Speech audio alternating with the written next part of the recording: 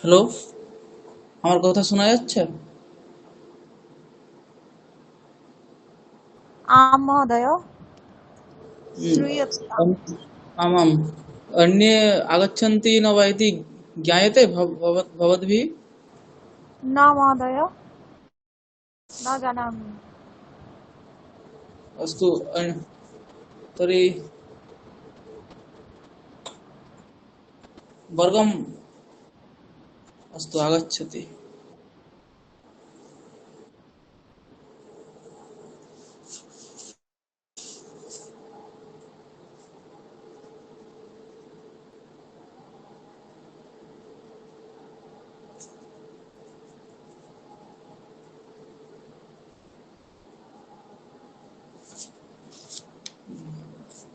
अन्या एका न आगच्छति इति मां सूचितवती। अन्यः अपरः कश्चित् आसीत् अत्र। तस्य नाम न स्मरामि। तुहिन इति कश्चित् आसीत् खलु?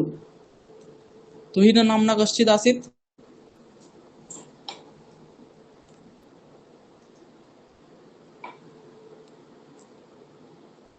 हेलो। पूर्वस्मिन् वर्गे न आसीत् वा? आगतवान्।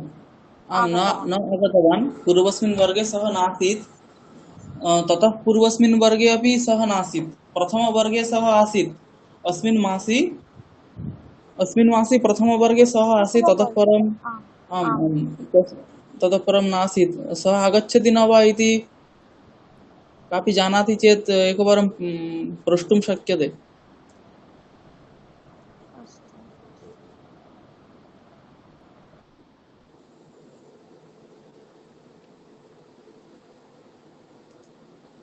सः मां न सूचितवान्।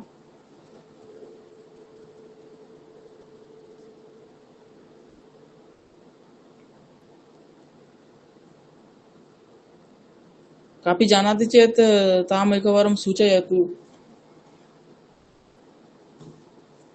तम् एकवारं सूचयतु। आं महोदय।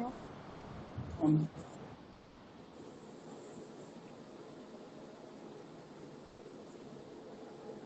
ततः परम् आरभामहे वर्गम्।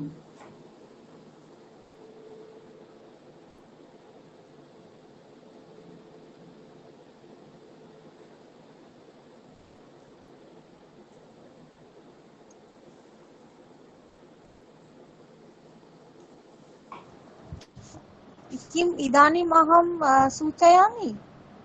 आम्, इदानीमेव सूचयतु सः आगच्छति न वा। अस्तु अस्तु अस्तु। यतोहि अद्य सः आगच्छति चेत् तर्हि ततः परमेव वर्गारम्भः भवतु इति। अन्यथा न आगच्छति चेत् अस्तु, आरभामहे।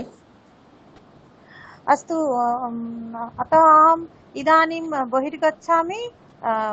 ग्रूप मध्ये गत्वा आम् तस्यां आम् आम् एवम् एवं। तस्य पर्सनल् काण्टाक्ट् अस्ति चेत् तथा सूचयतु। दूरवाण्या सूचयतु एकवारम्। आगच्छति न वा।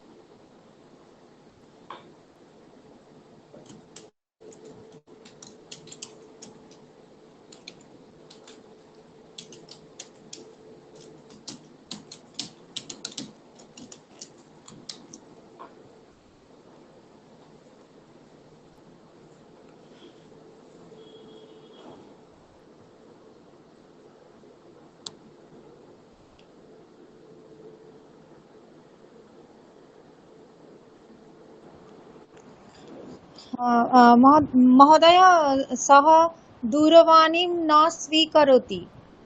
आम् अस्तु तर्हि अस्तु वयम् आरभामहे। अस्तु। गृहकार्यं यत् प्रदत्तम् आसीत् महोदय पूर्वस्मिन् वर्गे अहं किञ्चित् पश्चात् किञ्चित् विलम्बेन आगतवती भवति। अस्तु आमामाम् अन्यासां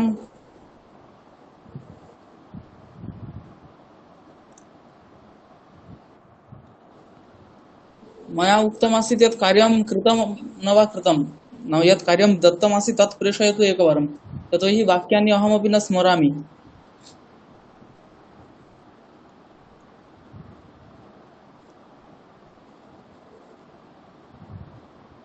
गोष्ठीमध्ये अहम् उक्तवान् अपराह्ने कापि न प्रेषितवती।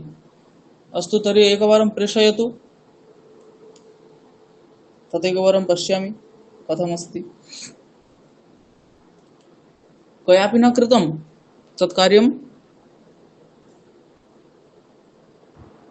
अहं न कयापि कृतं वा?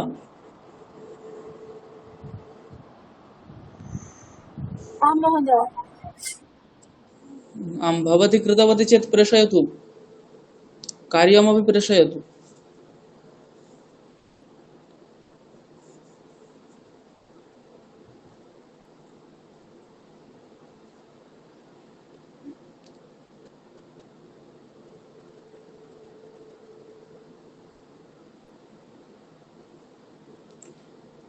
अन्ययोः द्वयोः कापि कृतवती वा?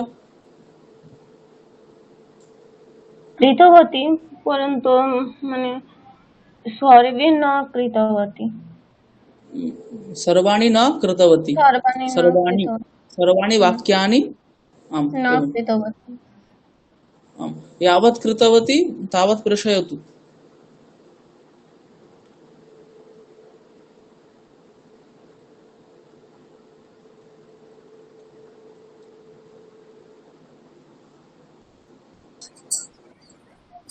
যখন মন খাবে आम् তখন मह्यं মানুষের मह्यम् एकवारं प्रेषयतु।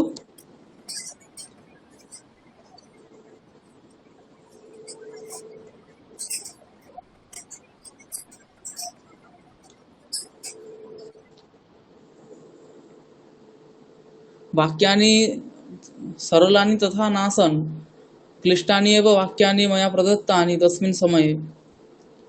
तदेकवारं द्रष्टव्यं मयापि, यतोहि तत्र नैके शब्दाः सन्ति, तान् अहं न जानामि तथा। तस्मादेव उक्तम् आदौ एकवारं प्रेषयतु।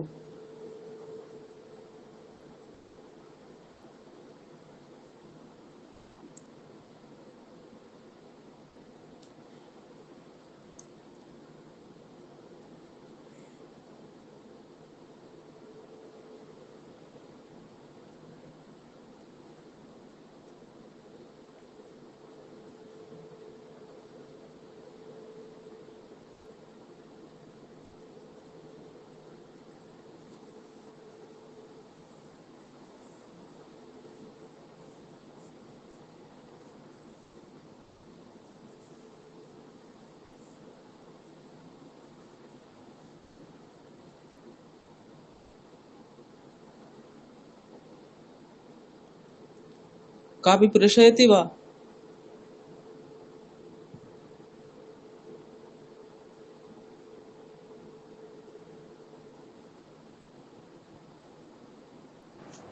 मम सकाशे तो नास्ति महोदय, तर्हि अहं न प्रेषयामि। अस्तु न तर्हि एतत् कार्यं सम्प्रति तिष्ठतु। परस्मिन् सप्ताहे एतत् कार्यं पश्यामः। एवम् अद्य तर्हि कथां पठामः। आम् आम् एवम् अद्य कथां पठित्वा शत्रिशानच् प्रत्ययौ आधारीकृत्य किञ्चित् वच्मि। आदौ एका कथा अस्ति, तां कथां पठामः।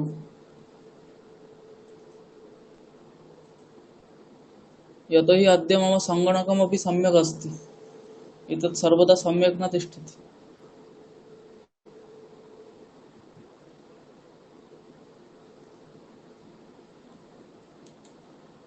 रामायणस्य कथा प्रचलन्ती आसीत्।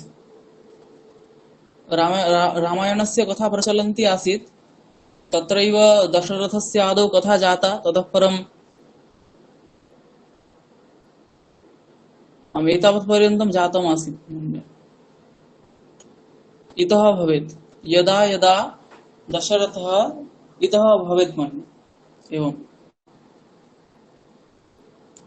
एतावत् पर्यन्तम् अस्ति, लघुकथा एव लिखिता अस्ति। इतः परम् एवं लघुकथां विहाय अहं चिन्तितवान् यत् हितोपदेशं पठामः। तत्र लघुकथा अपि अस्ति, श्लोकाः अपि सन्ति। तर्हि तत् पठामश्चेत् एवं भाषा अपि, तत्र भाषा सरला एव अस्ति, अतः भाषायां क्लेशः न भवेत्। भाषामेव पठामः वस्तुतः, परन्तु एवं स्टैण्डर्ड् कथा भवति तत्र। तर्हि तं ग्रन्थमेव इतः परं पठामः इति अहं चिन्तयामि। भवतीनां नाम का मतिरस्ति इति ज्ञातुमिच्छामि।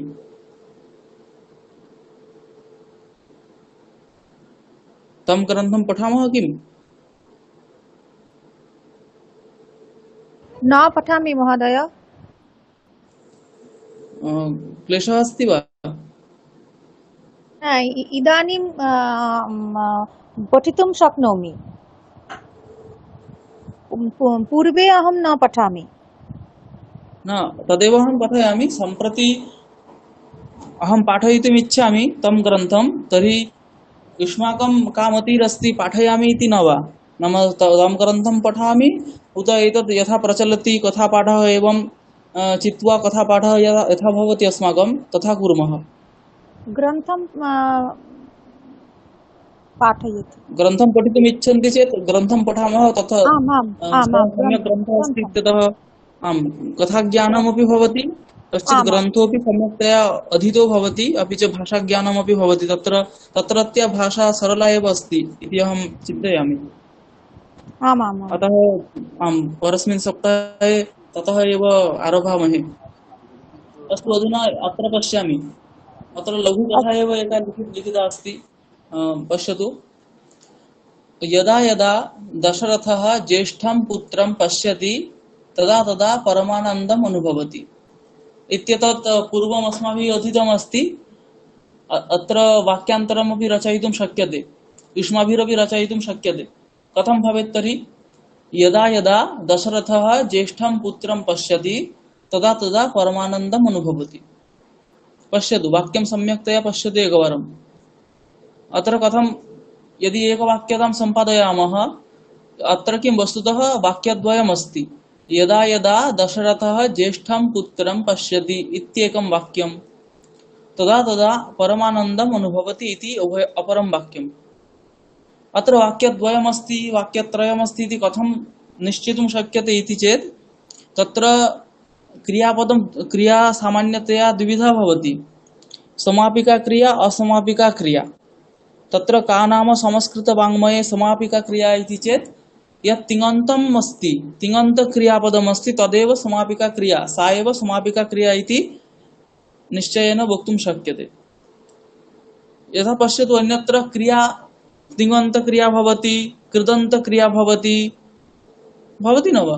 परन्तु यत्र तिङन्त क्रिया अस्ति, यथा पश्यति, गच्छति, भवति, एतत् सर्वं, सा एव समापिका क्रिया इति संस्कृतवाङ्मये सामान्यतया वक्तुं शक्यते। समापिका क्रिया अवगतम्? तर्हि यत्र नाम एकां समापिका क्रियाम् आश्रित्य एकं वाक्यं भवति, पूर्णं वाक्यं भवति। पश्यतु, तथा अत्र वाक्यद्वयमस्ति इति प्रतीयते। यदा यदा दशरथः ज्येष्ठं पुत्रं पश्यति, अत्र एकं वाक्यं, तदा तदा परमानन्दम् अनुभवति इति अपरं वाक्यम्। अत्र वाक्यद्वयोः संयोगः यदा तदा एतत् शब्दद्वयेन कृतमस्ति। तर्हि अत्र यदा तदा एतद् विहाय अपि वाक्यं रचयितुं शक्यते। तर्हि कथमस्य अत्र वाक्यरचना भवति इति युष्माभिरपि वक्तुं शक्यते। भावे सप्तमी प्रयोगेन वाक्यं रचयामि। भावी सप्तमी एव भवति।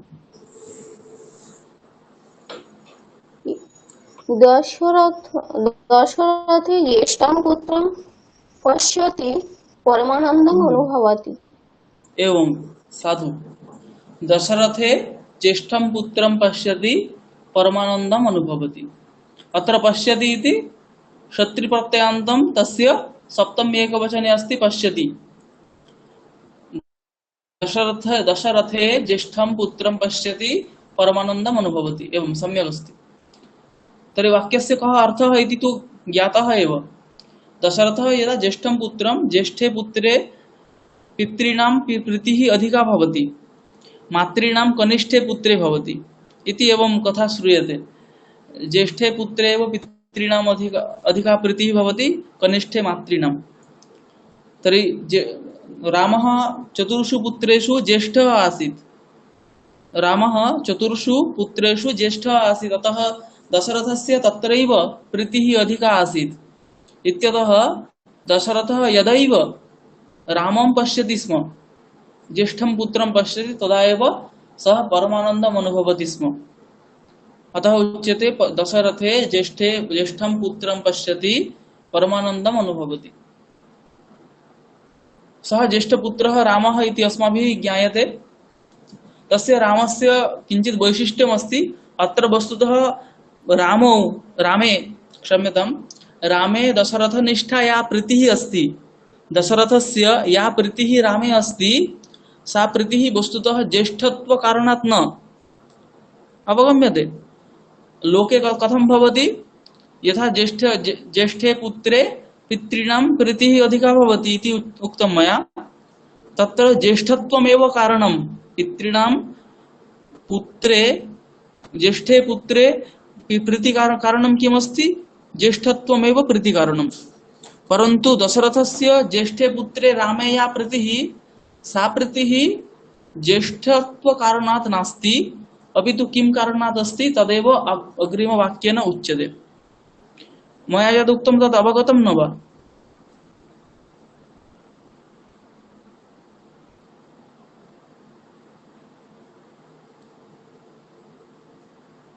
अवगतम्। आम्, किमुक्तं बङ्गभाषया वक्तुं शक्यते?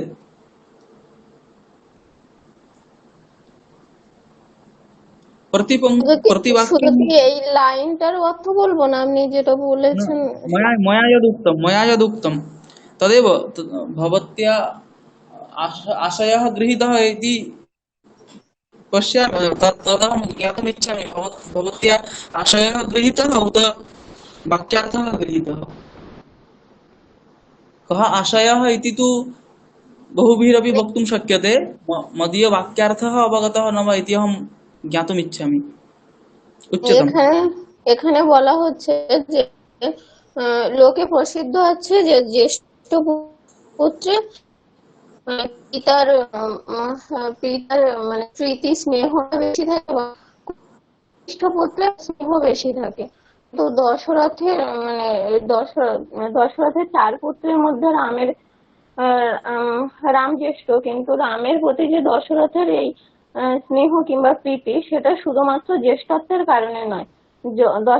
রামের আরো অনেক গুণ আছে, সেই গুণের জন্যই দশরথের রামের প্রতি একটু বেশি মানে স্নেহ প্রীতি আছে, সেটা পরবর্তী বাক্যে বলা হবে।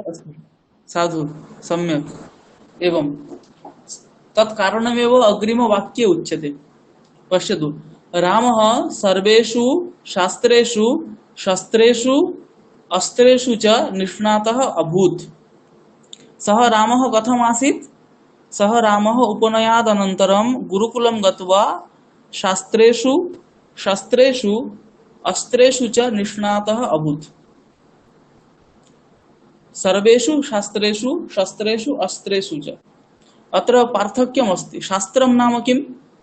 रामः सर्वेषु गुरुकुलं गत्वा सर्वेषु शास्त्रेषु निष्णातः अभूत्, नाम पारदर्शी अभूत्, कुशलः अभूत्।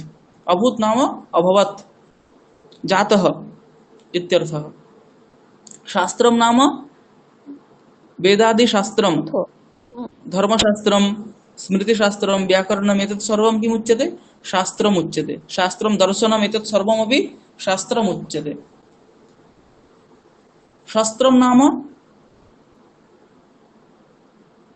शास्त्रं नाम बाणचालनम् धनुर्विद्या। हम्म। एवं एवं गदाचालनं धनुर्विद्या एतत् सर्वं शास्त्रम् उच्यते। अस्त्रं नाम अस्त्रं नाम किम्? अस्त्रं नाम यत् यस्य मन्त्रेण आह्वानं भवति तद् अस्त्रमित्युच्यते। यस्य मन्त्रेण आह्वानं भवति, यथा पाशुपतास्त्रं, ब्रह्मास्त्रं, नारायणास्त्रम्, एतेषां किं भवति? मन्त्रेण आह्वानं भवति, अतः एतत् सर्वम् अस्त्रमित्युच्यते। तर्हि रामस्य कुशलता, रामस्य निष्णातत्वं केवलं शास्त्रेषु एव इति न, केवलं शास्त्रेषु इति न, अपितु शास्त्रेषु शास्त्रेषु अस्त्रेषु च आसीत्। अतः एव प्रीतिकारणम्। सम्प्रति किं भवति? एकस्मिन् एव स्थले तस्य कुशलता ज्ञायते। सम्प्रति यथा सम्प्रति सम्प्रदाये एकं वाक्यम् अस्ति, यथा एकस्मिन् जन्मनि एकमेव शास्त्रम्। तर्हि एकस्मिन् जन्मनि एकम् एव शास्त्रम् अध्येतव्यं, पठनीयम्, अधियात् इति वा। तर्हि सम्प्रति किं भवति? एकस्य जन्म गच्छति, नाम सम्प्रति शतवत्सरमपि जनाः न जीवन्ति।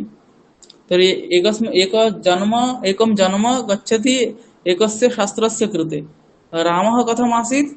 सः सर्वेषु शास्त्रेषु, एकस्मिन् शास्त्रे न, सर्वेषु शास्त्रेषु निष्णातः आसीत्।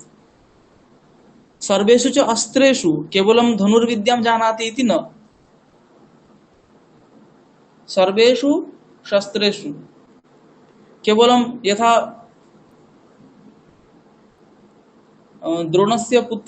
द्रोणपुत्रः कः आसीत्? तस्य नाम न स्मरामि।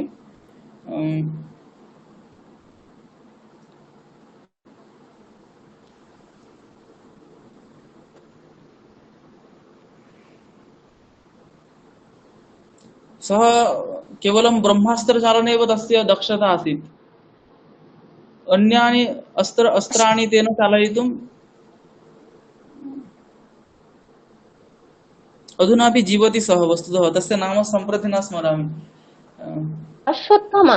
अश्वत्थामा, आम्, एवं तस्य ब्रह्मास्त्रचालने एव दक्षता आसीत्। अन्येषु अस्त्रेषु तस्य दक्षता तथा नासीत्। परन्तु अर्जुनस्य सर्वेषु अस्त्रेषु निष्णातत्वम् आसीत्, तथा रामस्यापि। राम इति श्रवणमात्रेण अस्माकं मनसि, अस्माकं मानसपटे यत् चित्रम् आयाति, किं? धनुर्गृहीत्वा तिष्ठति, एवमेव चित्रं। वस्तुतः तथा नास्ति। रामः तथा अस्ति, सर्वेषु शास्त्रेषु सः निष्णातः। केवलं शास्त्रेषु न, परन्तु अस्त्रेषु अपि। अतएव दशरथस्य रामे अधिका प्रीतिः आसीत्। तं दृष्ट्वा एव सः परमानन्दम् अनुभवति। परमानन्दं नाम, परमानन्दमपि कीदृशम् अस्ति? सामान्यतया आनन्दः अस्माभिः यद् अनुभूयते, रसगोलकं खादामः चेत् आनन्दः अनुभूयते।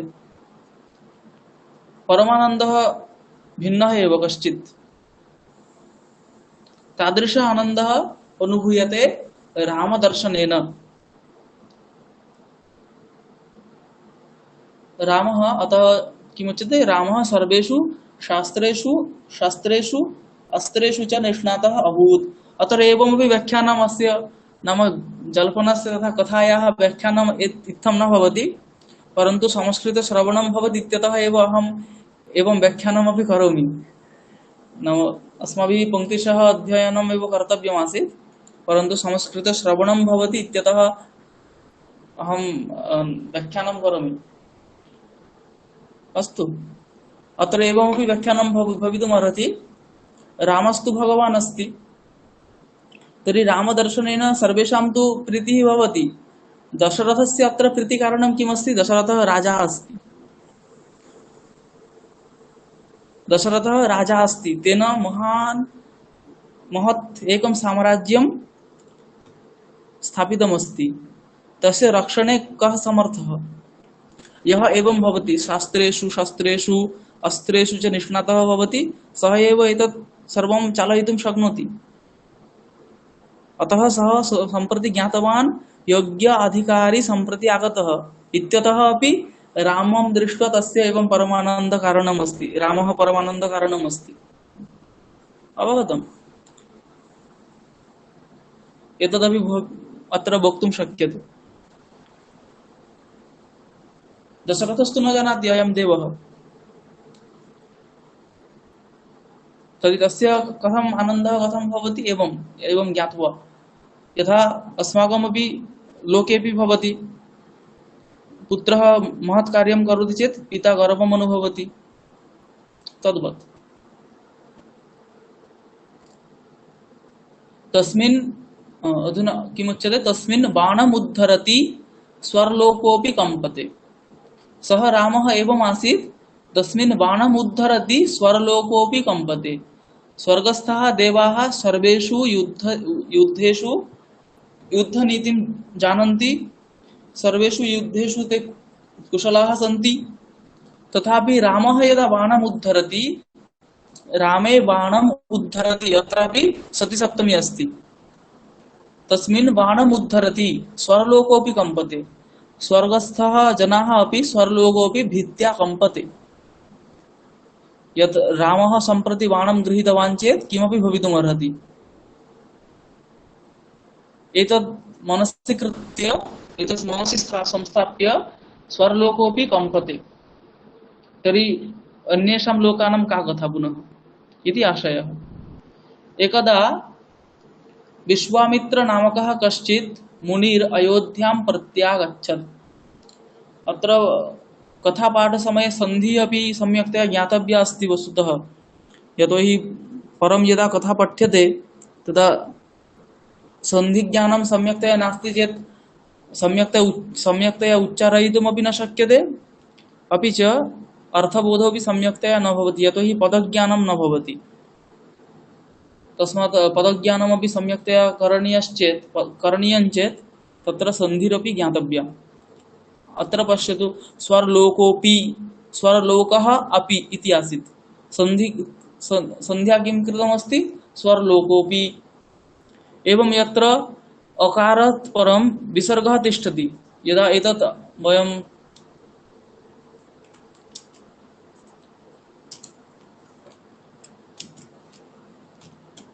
सन्धिच्छेदः कथं भवति?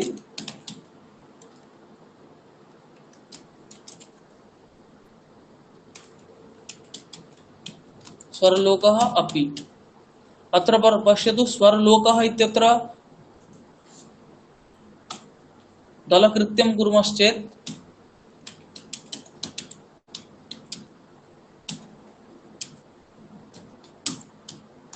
एतद् भवति। इतोपि पूर्वं भवति किञ्चित्, परन्तु अन्तिमतया एतद् भवति। ततः परं किमस्ति? अकारः अस्ति, अपि। तर्हि अत्र नियमः अस्ति यत् अकारात् परं यदि विसर्गः तिष्ठति, ततः परं लघु अकारः यदि तिष्ठति, तर्हि अत्र विसर्गस्य स्थाने उकारः भवति, अकारस्य च लोपः भवति। अत्र पश्यतु, विसर्गस्य स्थाने उकारः जातः, अकारस्य च लोपः जातः, स्वर्लोकोऽपि एवं जातम्।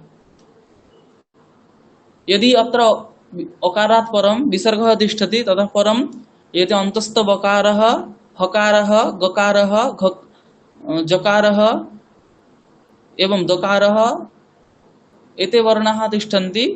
इतोपि नैके वर्णाः सन्ति। तर्हि तदापि विसर्गस्य स्थाने उकारः भवति, परन्तु तत्र परस्य लोपः न भवति। एवं यथा उदाहरणमस्ति, अत्रापि सन्धिः करणीया आसीत्, मया न कृतं। पश्यतु,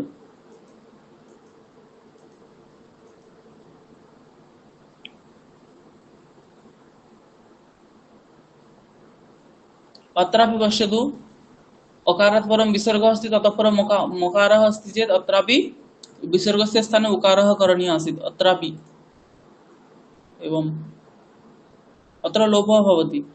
सन्धिरपि किञ्चित् ज्ञातव्या अस्ति।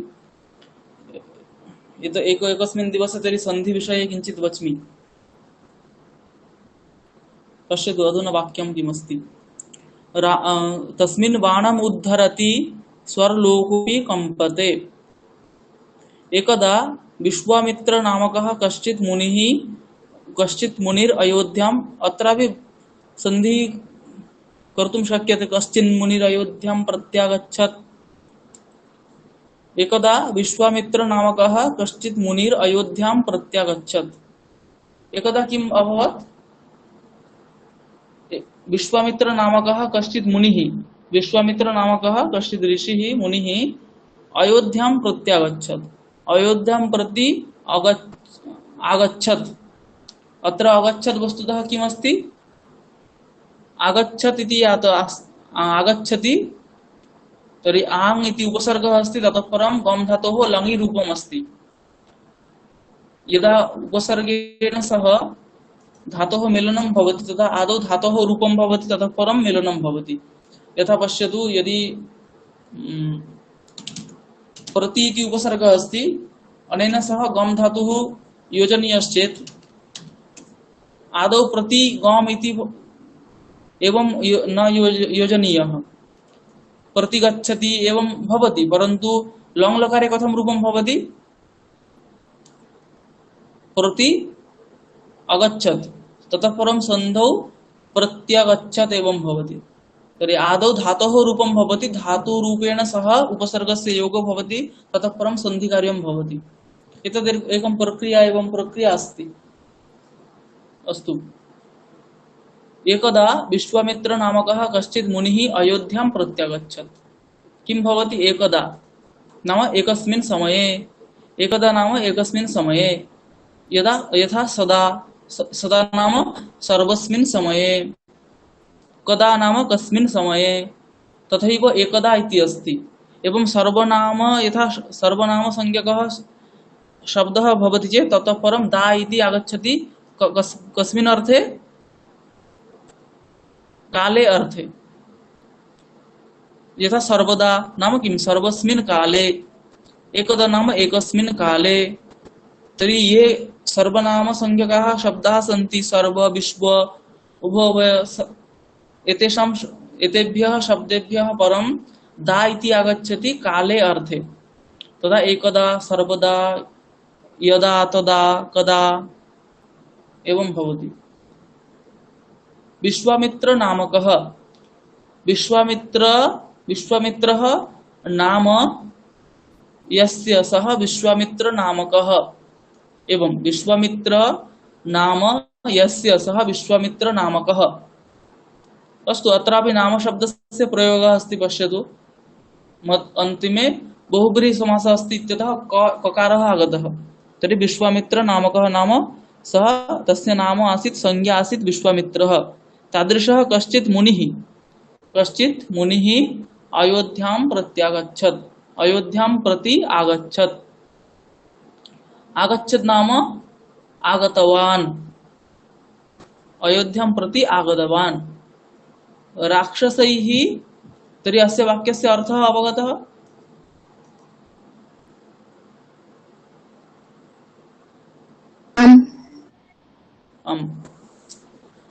राक्षसैः पीडितः सः राजानं राक्षसदमनाय रामम् अयाचत। तर्हि अस्य वाक्यस्य अर्थः कथं भवति इति काचित् वदेत् चेत् सम्यक् भवति। या किमपि न वदति सा वदेत्।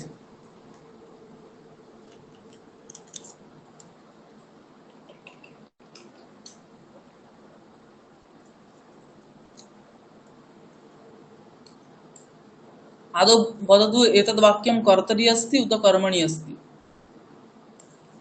कर्मणि अस्ति। स्वराजन रामं न कर्तरि अस्ति। एवं कर्तरि अस्ति। क्रियापदं किमस्ति? अयाचत। एवं कर्ता कः अस्ति? स्व एवं सः। कर्म किमस्ति?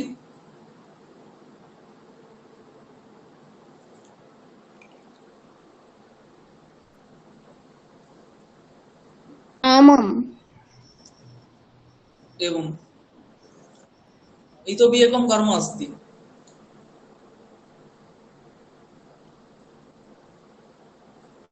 आयनम् राजानम्। एवं एतद् वाक्यं सर्वापि पुस्तिकायां लिखन्तु। सर्वाः अपि एतद् वाक्यं पुस्तिकायां लिखन्तु। अत्र कार्यमस्ति।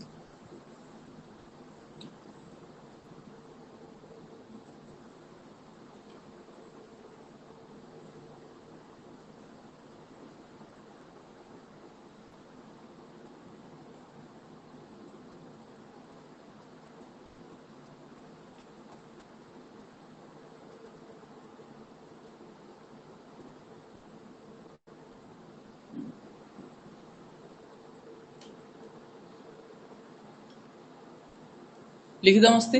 एतद् वाक्यं पुस्तिकायां लिखन्तु। अर्थः तु ज्ञायते। राक्षसैः पीडितः सः राजानं राक्षसदमनाय रामम् अयाचत। अर्थः सर्वाभिरपि ज्ञायते, अहं जानामि। एतद् वाक्यं कर्तरि अस्ति। अस्य कर्मणि किं रूपं भवति एतत् लिखित्वा दर्शयतु। निमेषद्वयं समयः अस्ति। 7:45 मध्ये अहं पृच्छामि। महोदय पुनः एकवार वदतु। अत्र एतद् वाक्यम् अस्ति, कर्तरि अस्ति। एतद् वाक्यं कर्मणि किं भवति इति लिखित्वा दर्शयतु। राक्षसैः पीडितः सः राजानं राक्षसदमनाय रामम् अयाचत।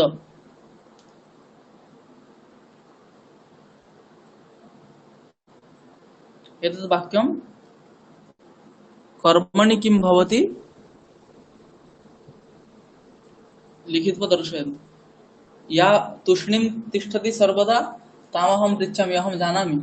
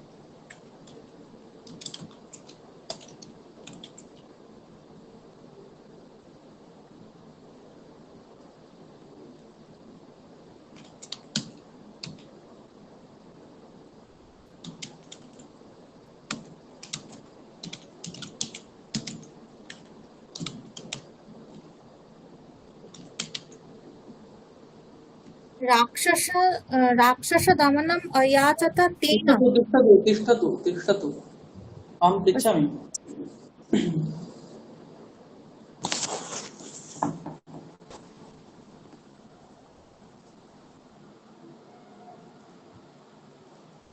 जातमस्ति, सर्वासां जातमस्ति।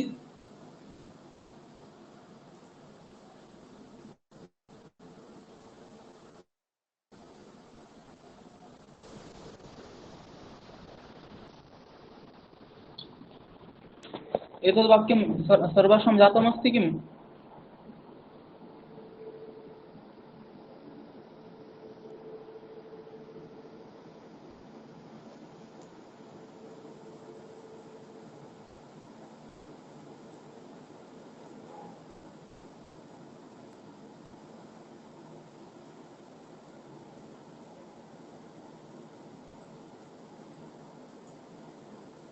दीपानिता महोदय एतद् वदति, कर्मणि किम् अस्ति एतद् वदति, वदतु महोदय।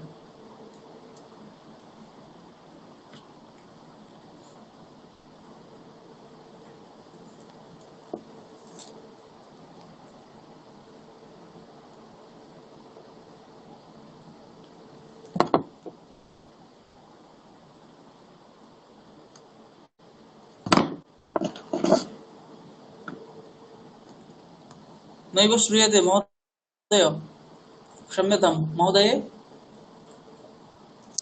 श्रोतुं न शक्नोमि। न शक्नोमि।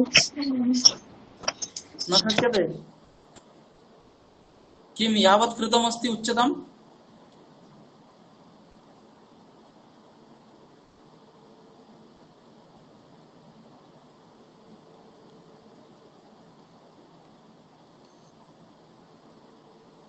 यावत् कृतमस्ति, यावत् लिखितमस्ति उच्यताम्?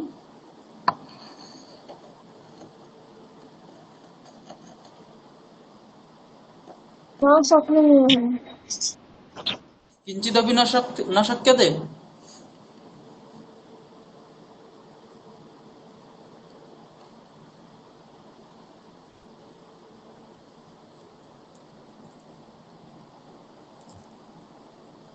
अहं वदामि।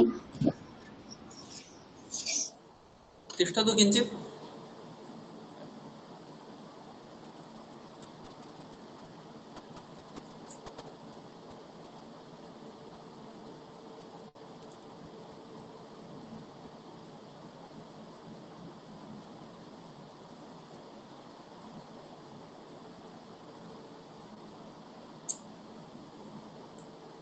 यावत् कृतमस्ति उच्यताम्? पश्यामि कियत् सम्यक् अस्ति। आदौ किं द्रष्टव्यं? कर्तरि वाक्यमस्ति तर्हि कर्ता कः?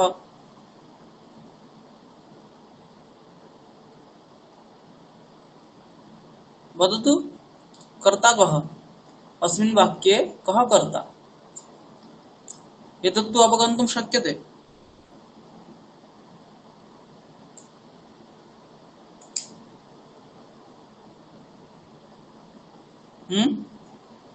सः।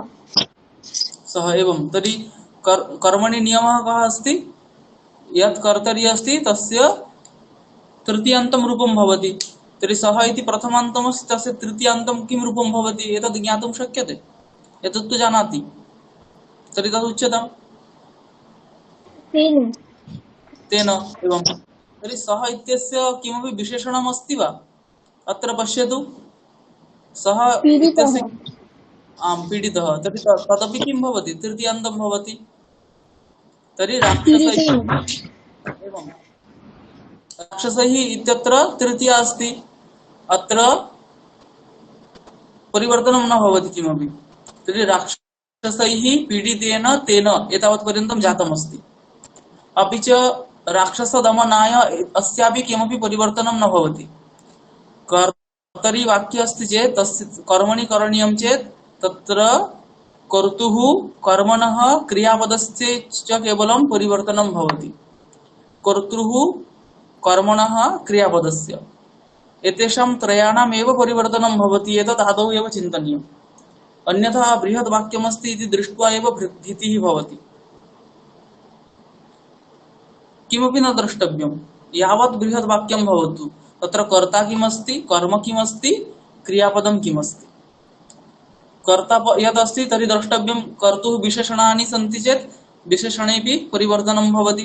कर्म किमस्ति तर्हि कर्मस्य कर्मणः क्षम्यतां कर्मणः विशेषणानि सन्ति चेत् तेषामपि परिवर्तनं भवति अपि च क्रियापदस्य अन्यत् किमस्ति अन्यत् किमपि नास्ति तर्हि राक्षसदमनाय इत्यस्यापि परिवर्तनं न भवति अधुना अस्मिन् वाक्ये एकः क्लेशः अस्ति यतोहि अत्र कर्मद्वयमस्ति मया पाठितमासीत् याज् धातुः अस्ति खलु तर्हि कर्मद्वयमस्ति अत्र तर्हि कस्य कर्मणः परिवर्तनं भवति तत् द्रष्टव्यमस्ति तर्हि राक्षसैः पीडितेन तेन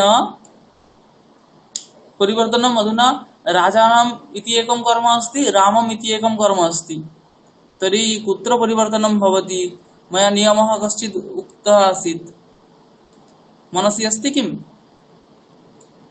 तर्हि अत्र द्रष्टव्यं किं मुख्यं कर्म अस्ति मुख्यं कर्म किमस्ति यत्र कर्मद्वयं भवति तत्र एकं मुख्यम् एकं गौणं च भवति अत्र मुख्यं कर्म किमस्ति भवती केवलं कथयेत् अन्याः न कथयेयुः राक्षसदमनं दमनं दमनाय इत्यत्र तु चतुर्थी विभक्ति अस्ति तर्हि तत् कर्म नास्ति कर्मद्वयमस्ति अत्र राजानाम् इति राजनं को कर्म राजानं रामम् एवम् एवं रामम् इति केन उक्तं कया उक्तं रामम् आम् मया उक्तमासीत् किम् अन्याः न वदेयुः न कथयेयुः अन्याभिः न वक्तव्या आसीत् एवं राम इति किमस्ति मुख्यं कर्म अस्ति तर्हि तत्र परिवर्तनं भवति किं कः नियमः उक्तः आसीत् गौणे कर्मणि द्विजादे प्रधाने निकृष्टः तर्हि अत्र गौणमस्ति किं तत् द्रष्टव्यं मुख्यमस्ति राम गौणमस्ति राजानं तर्हि तत्र परिवर्तनं भवति तर्हि राजानम् इत्यत्र द्वितीया अस्ति कर्मणि वाक्ये कर्मणि प्रथमा विभक्ति भवति तर्हि राक्षसैः पीडितेन तेन राजा राक्षसदमनाय रामम् अयाच किं भवति याच धातोः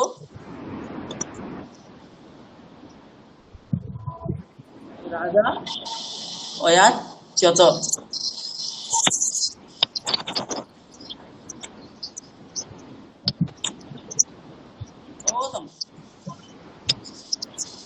नियमः मनसि स्थापनीयः सः कः नियमः आसीत् गौणे कर्मणि दुह्यादे प्रधाने निकृष्वहाम्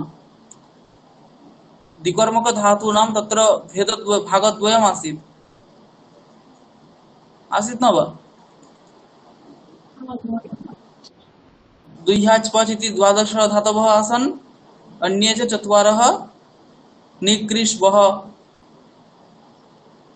एते 4 धातवः तत्र परिवर्तनं गौणे कर्मणि दुह्यादेः धातोः गौणे कर्मणि परिवर्तनं भवति निकृष्वः इत्येषां धातूनां प्रधाने कर्मणि परिवर्तनं भवति एतत् मनसि स्थापनीयम् अतः एव एतत् वाक्यं स्थापितमस्ति मया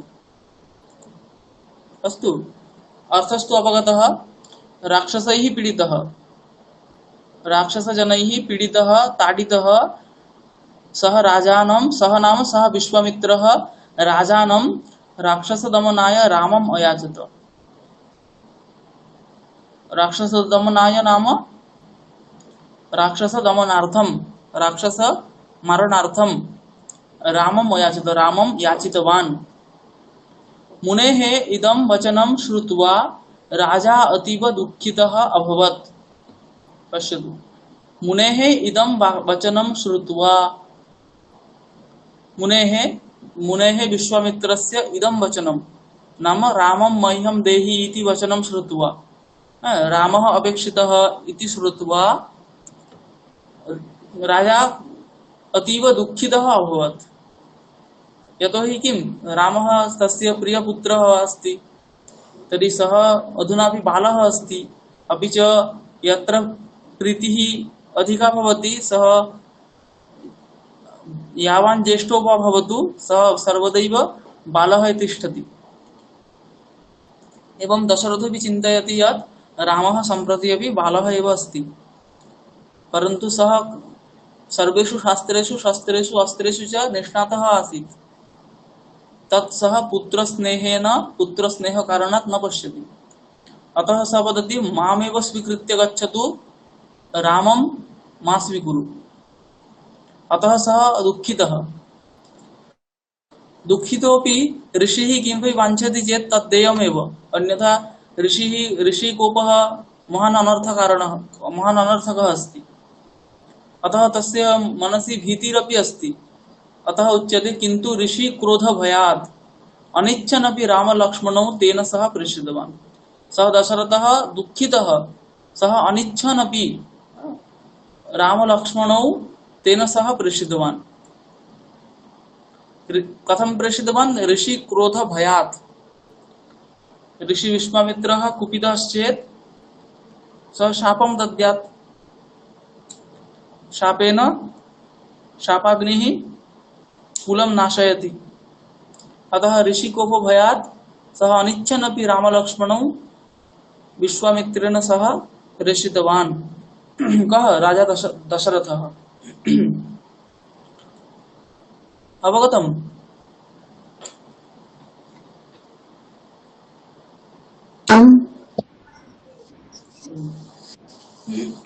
इति एका कथा आसीत्।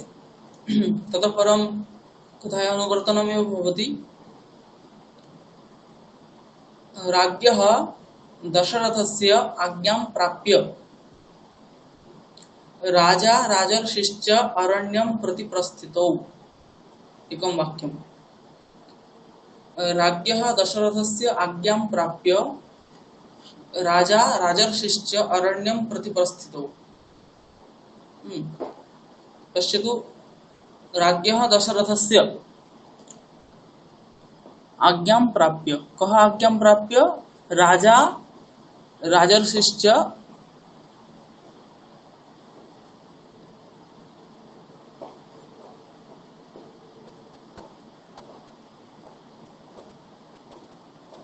कथायाः अत्र भिन्नतया लिखितमस्ति। कथा तथा नास्ति। राजा वस्तुतः न गतवान्, राजपुत्राः गतवन्तः। तथापि राजा इति लिखितमस्ति। राज्ञः दशरथस्य आज्ञां प्राप्य राजा राजर्षिश्च, राजा अपि च राजर्षिः विश्वामित्रः अरण्यं प्रति प्रस्थितौ। अत्र राजा इति न भवेत्, राजपुत्राः।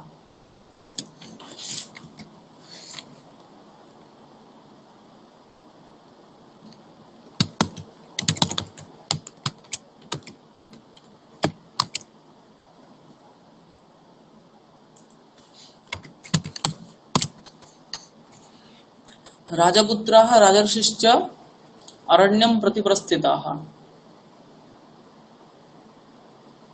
तर्हि एवं दशरथस्य आज्ञां प्राप्य राजपुत्राः रामादयः रामलक्ष्मणौ, राजपुत्रः नाम केवलं रामलक्ष्मणौ राजर्षिः विश्वामित्रश्च अरण्यं प्रति प्रस्थिताः।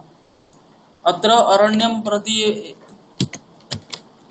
प्रस्थिताः राजपुत्रौ इति एवं राजपुत्रौ पुत्रः इत्यपि आम्, एतदपि कर्तुं शक्यते, एतदपि कर्तुं शक्यते, परन्तु अस्तु, द्विवचनं सर्वमपि समीचीनमेव अस्ति। अपि च अत्रापि प्रस्थिताः इत्यत्र बहुवचनमस्ति। पश्यतु, प्र इति उपसर्गपूर्वकात् स्था धातुः अस्ति, तस्मात् क्त प्रत्ययः जातः। कर्तरि क्त प्रत्ययः अत्र अस्ति। क्त प्रत्यय विषये अपि एकः वर्गः स्वीकर्तव्यः अस्ति। क्त प्रत्ययः कथं भवति, कस्मिन् अर्थे भवति। क्त प्रत्ययं वयं किं जानीमः? क्त प्रत्ययः केवलं कर्मणि अर्थे, भावे च अर्थे भवति, परन्तु अत्र पश्यतु, क्त प्रत्ययः कर्तरि अस्ति। कर्तरि अस्ति नाम गमन बुझले आम्, गत्यर्थकाः धातवः सन्ति, तेभ्यः गत्यर्थक धातुभ्यः क्त प्रत्ययः कर्तरि कर्मणि च भवति। एवं अत्र प्रस्थिताः इति गत्यर्थं बोधयति अतः अत्रापि कर्तरिक्तप्रत्ययः जातः अपि च अकर्मकः धातुः भवति चेदपि तस्मादपि कर्तरि भवति भावेपि भवति भवति आम् यथा पत्रं पतितम् अत्र पतितम् इति किमस्ति पद् धातुः अकर्मकधातुः अस्ति अत्र कर्तरि अपि भवति पत्रं पतितं पत्रेण पतितम् इत्यपि अत्र राजर्षिश्च अरण्यं प्रति प्रस्थिताः वनस्य आश्रमेषु बहवः अत्र कस्मिन् पदे का विभक्तिरस्ति इति सम्यक्तया ज्ञातुं शक्यते न वा अवगन्तव्यमस्ति कुत्र का विभक्तिः अस्ति किञ्च अत्र कारकमस्ति एतत् सर्वं ज्ञातव्यं कस्मिंश्चित् अपि वाक्ये किं कारकमस्ति का च विभक्तिरस्ति इति न ज्ञायते चेत् पृच्छतु तत्र कः शब्दः अस्ति मूलरूपं किमस्ति किं शब्दवत् नाम तत् कस्य शब्दस्य रूपाणि इव भवति एतत् सर्वं प्रष्टुं शक्यते अहं चिन्तयामि जानन्ति भवत्यः अतः अहं न वदामि राज्ञः इत्यत्र राजन् इति शब्दः अस्ति तस्य षष्ठी एकवचने अस्ति राज्ञः राजन् शब्दः अस्ति राजा राजानौ राजानः एवं रूपं भवति दशरथस्य इति तु ज्ञायते अकारान्त पुंलिङ्ग शब्दः आज्ञा इति लता शब्दवत् अस्ति प्राप्य इति इत्यत्र आप्लुरि गतौ इति धातुः अस्ति ततः प्र इति उपसर्गपूर्वक आप धातुः अस्ति तस्मात् त्वा प्रत्ययः आसीत् त्वर्स्थाने ल्यप् भवति ततः प्राप्य इति आज्ञां प्राप्य राजपुत्र शब्दः राजर्षि हरि शब्दवदस्ति अरण्यं फल शब्दवदस्ति प्रति इति अव्ययमस्ति प्रस्थितः इति उक्तमेव एवं वनस्य आश्रमेषु बहवः ऋषयः वसन्ति लघुवाक्यमस्ति एतदपि वनस्य आश्रमेषु बहवः ऋषयः वसन्ति वसन्ति इति क्रियापदमस्ति दृष्ट्वा प्रतीयते एतद् वाक्यं कर्तरि अस्ति वसन्ति इति प्रथमपुरुष बहुवचने रूपमस्ति वस् धातोः वसन्ति के वसन्ति इति चेत् ऋषयः तेषां विशेषणतया बहुशब्दः अस्ति बहवः ऋषयः वसन्ति कुत्र वसन्ति इति चेत् वनस्य आश्रमेषु अरण्यं प्रति प्रस्थितः इति उक्तमस्ति तर्हि अरण्यं प्रति गतवन्तः ते तौ राजपुत्रौ अपि च राजर्षिः विश्वामित्रः अरण्यं प्रति प्रस्थितः तत्र अरण्यं गत्वा तस्मिन् अरण्ये किमस्ति इति वदति तस्मिन् अरण्ये आश्रमे बहवः आश्रमाः सन्ति तेषु आश्रमेषु बहवः ऋषयः वसन्ति ते किं कुर्वन्ति ते सर्वदा ध्यानम् आचरन्ति स्म यज्ञाञ्च कुर्वन्ति स्म ऋषीणाम् एतदेव कार्यमासीत् ध्यानं यज्ञञ्च यज्ञम् आचरन्ति ध्यानम् आचरन्ति यज्ञाञ्च कुर्वन्ति स्म तस्मिन्नेव समये बहवः राक्षसाः तान् मुनीन् बाधन्ते स्म तस्मिन्नेव समये नाम तस्मिन् ध्यानसमये अपि च यज्ञसमये बहवः राक्षसाः किं कुर्वन्ति तान् मुनीन् बाधन्ते स्म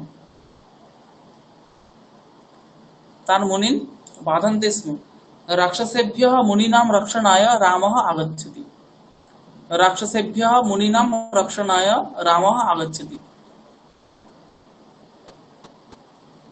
अवगतम् व्याख्यानस्य अत्र किमपि नास्ति सम्यक्तया एव अवगम्यते अत्र राक्षसेभ्यः इत्यत्र का विभक्तिरस्ति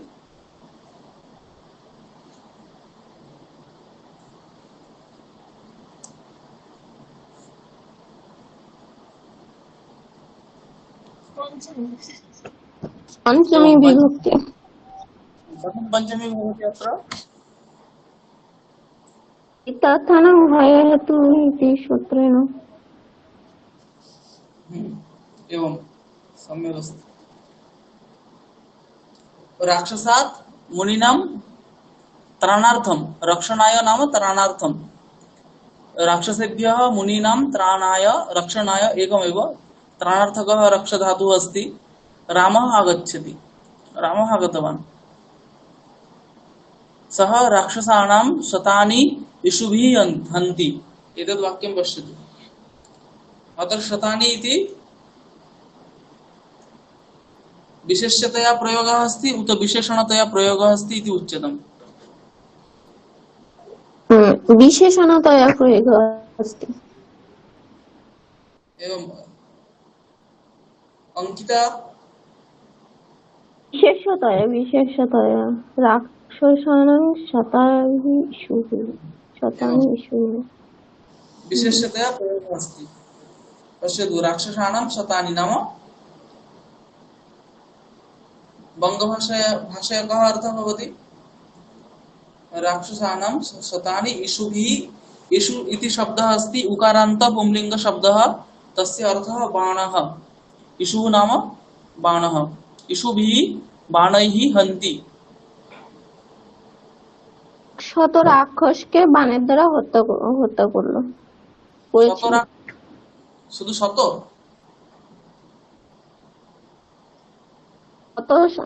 ফলন ফলে শত শত রাক্ষসকে বহু বচন। তাহলে বাংলাতে যদি এরকম বাক্য রচনা থাকে যে শত শত রাক্ষসকে মেরেছে তখন এরকম ভাবে তখন হচ্ছে বিশেষ্য ভাবে প্রয়োগ করতে হবে সংখ্যাবাচক শব্দে শত শত রাক্ষসানাম শতানি হাজার হাজার রাক্ষসকে সে মেরেছে তাহলে কি বলতে হবে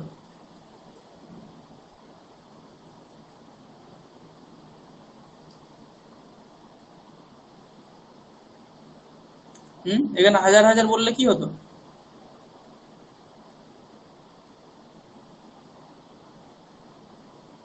সহস্রাণী एवं सहस्राणि इषुभिः हन्ति अस्याः घटनायाः परं नाम एतस्मात् परं किं जातमस्ति राक्षसेषु रामविषयिणी भीतिः उत्पन्ना হ্যাঁ সেখানে রামের পরাক্রম দেখে কি হয়েছে সমস্ত রাক্ষসদের মধ্যে একটা রাম বিষয়ক ভীতির উৎপন্ন হয়েছে अस्याः घटनायाः परम এখানে দিগযোগে ষষ্ঠী হয়েছে ঘটনাयाः परम दिग्योगे पंचमी अस्याः घटनायाः परम राक्षसेषु राम विषयिणी भीतिः उत्पन्ना राक्षसेषु মানে এখানে রাক্ষসেষু এখানে কোন অর্থ সপ্তমী আছে সপ্তমী কোন কোন অর্থে হয়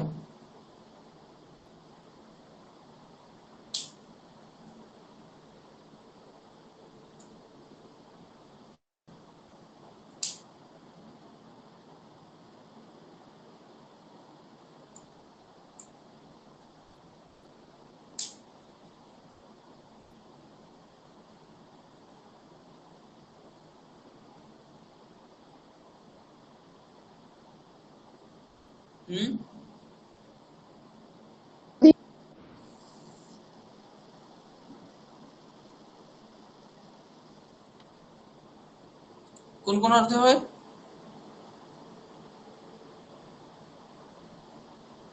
অধিকরণ অর্থে একটা হ্যাঁ অধিকরণ অর্থে হয় অধিকরণ কয় রকমের আধার 3 রকমের মানে ও ঐকদেশিক বৈষয়িক আর একটা অভিব্যাপক এখানে যে সপ্তমী আছে সেটা হচ্ছে একদেশী औपश्लेषिक औपश्लेषिक রাক্ষসেষু মানে রাক্ষসদের সমস্ত রাক্ষসদের নয় রাক্ষসদের একদেশে কারণ রাবণও তো তখন জানে না রাবণের মধ্যে তো তখন তো ভীতি উৎপন্ন হয়নি তাহলে সমস্ত রাক্ষসদের মধ্যে ভীতি উৎপন্ন হয়নি কিন্তু বেশ কিছু রাক্ষসদের মধ্যে কি হয়েছিল রাম বিষয়ক ভীতি উৎপন্ন হয়েছিল তার জন্য এখানে এইরকম ঔপশ্লেষিক অর্থে সপ্তমী আছে মানে একদেশী অর্থে যেমন উদাহরণ কি আছে কটে সেতে সমস্ত কটেককে ব্যাপ্ত করে তো শোয়ে না একদেশে শোয়ে यत्रैव श्रीरामचन्द्रः गच्छति स्म রাক্ষসাः ভীত্যা পলায়নম কুর্বন্তি স্ম। যেখানে শ্রী রামচন্দ্র যেতেন সেখানে রাক্ষসরা কি করতো? ভয়ে পলায়নম করত। ভীত্যা পলায়নম কুর্বন্তি স্ম। এবং যজ্ঞ বিঘ্নকরান রাক্ষসান হত্বা রামঃ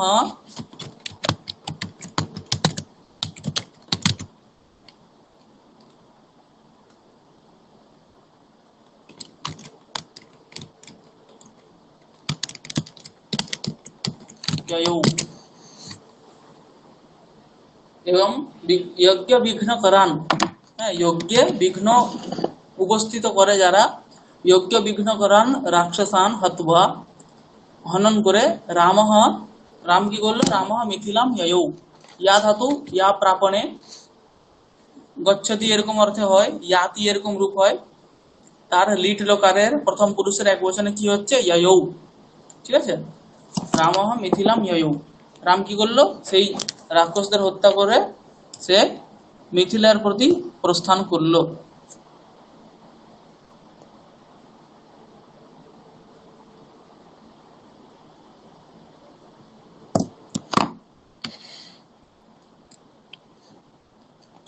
হ্যাঁ, মিথিলাম যয়ৌ। এরপরে কি বলছে? তস্মিন দেশে বা তস্যাম নগরিয়াম, তাই তো, মিথিলা নগরী। তাহলে মিথিলা নগরী কি ছিল? তস্যাম নগরিয়াম। আচ্ছা, অতদূর পর্যন্তই থাক কথা, হ্যাঁ, পরের দিনে বাকি এর পরের কথা অনুবর্তন হবে। আজকে আমরা একটা বিশেষ বিষয় নিয়ে পড়বো বলছিলাম, সত্যি প্রত্যয় আর সানস প্রত্যয়, তাই তো? হ্যাঁ মহারায়া। অতদূর পর্যন্ত গল্প বুঝতে পারা গেছে। এই গল্পটা আমি তোমাদের পাঠিয়ে দেবো, এই পুরো যতগুলো গল্প এখানে লেখা আছে এগুলো বারবার করে একটু পড়তে হবে নিজেকে, শুধুমাত্র শুনলে হবে না, এটা নিজেকেও পড়তে হবে। তাহলে আর পড়ার সময় কি করতে হবে? জোরে জোরে পড়তে হবে। তাহলে হচ্ছে কি আমাদের উচ্চারণ, কারণ সংস্কৃত শুধুমাত্র বিষয় অনেকেই জানে, সংস্কৃতের বাক্য জ্ঞানও আছে, সবই আছে, কিন্তু বলতে পারে না কেন? কারণ বলাটা অভ্যাস নেই। আর বলা অভ্যাস করার প্রথম স্টেপ হচ্ছে কি জোরে জোরে পড়তে হবে। তো এই কথাগুলো জোরে জোরে এরকম ভাবে পড়লে তখন সেই শব্দগুলো বেরোবে মুখ থেকে, নাহলে ভিতরেই থেকে যাবে। লিখতে বললে লিখে দেবে, কিন্তু বলতে পারবে না। বলতে গেলে কিন্তু ওই জোরে জোরে প্রথমে হচ্ছে অভ্যাস করতে হবে, পড়ে পড়ে। বাক্যগুলো বোঝা গেছে সব, তাহলে সুবিধা হবে। সত্যি সানস প্রত্যয় আজকে আমরা পড়বো বলছিলাম। বারবার ধরে এইসব হবে, কিন্তু যতদিন না পর্যন্ত ঠিক ঠিক ব্যবহারে আনা যাবে ততদিন পর্যন্ত মানে ভুলেই যাবে আর কি, করতে করতে। যতবারই পড়ানো হোক, তার জন্য ব্যবহারে নিয়ে আসতে হবে। আগের দিনের কাজ আছে, আর আজও কিছু ওই সত্যি প্রত্যয় পড়ে তারপরে কাজ দেওয়া হবে। তো সত্যি প্রত্যয়, হ্যাঁ, একদিন বলছিলাম তিন প্রত্যয় আর প্রত্যয়ের দুটো ভেদ। সাধারণভাবে প্রত্যয়ের অনেক ভেদ আছে, কিন্তু আমরা প্রত্যয়কে যদি সেরকম কিছু দেখতে যাই তাহলে প্রত্যয়ের হচ্ছে দুটো ভেদ। একটা হচ্ছে কি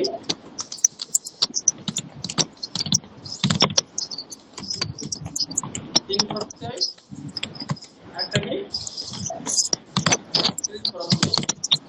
কেন এরকম ভেদ দুটো বললাম? তিন প্রত্যয় কৃৎ প্রত্যয় ভেদ বললাম, তদ্ধিত প্রত্যয় আছে তাকে ধরলাম না কেন? তো তিন প্রত্যয় আর কৃৎ প্রত্যয়ের এদের প্রধান দুটো একটাই বৈশিষ্ট্য আছে কি, এরা ধাতুর উত্তর হয়। কার উত্তর হয়?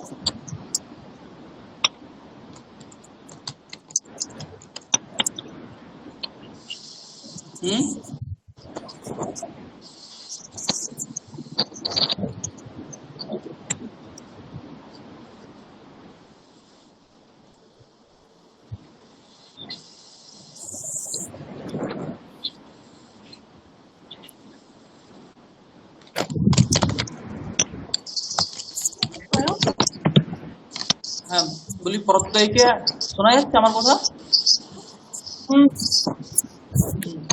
তো প্রত্যয়কে আমরা যদি দুই ভাগে ভাগ করি সাধারণত তিন প্রত্যয় আর কৃত প্রত্যয় হিসাবে, সেখানে তিন প্রত্যয় আর কৃত প্রত্যয়ের প্রধান বৈশিষ্ট্য কি, এরা হচ্ছে ধাতুর উত্তর হয়, ধাতু ভবন্তি। তিন প্রত্যয়ও ধাতুর উত্তর হয়, কৃত প্রত্যয়ও ধাতুর উত্তর হয়।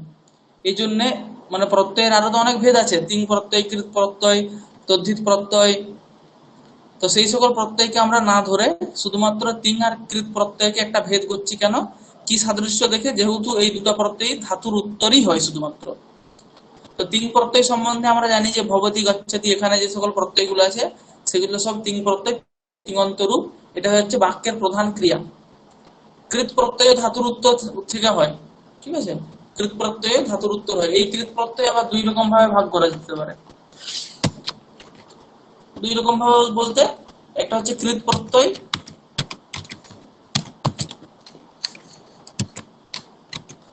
একটা হচ্ছে কৃত্য প্রত্যয়, আর একটা হচ্ছে সামান্য কৃত প্রত্যয় যেমন আছে।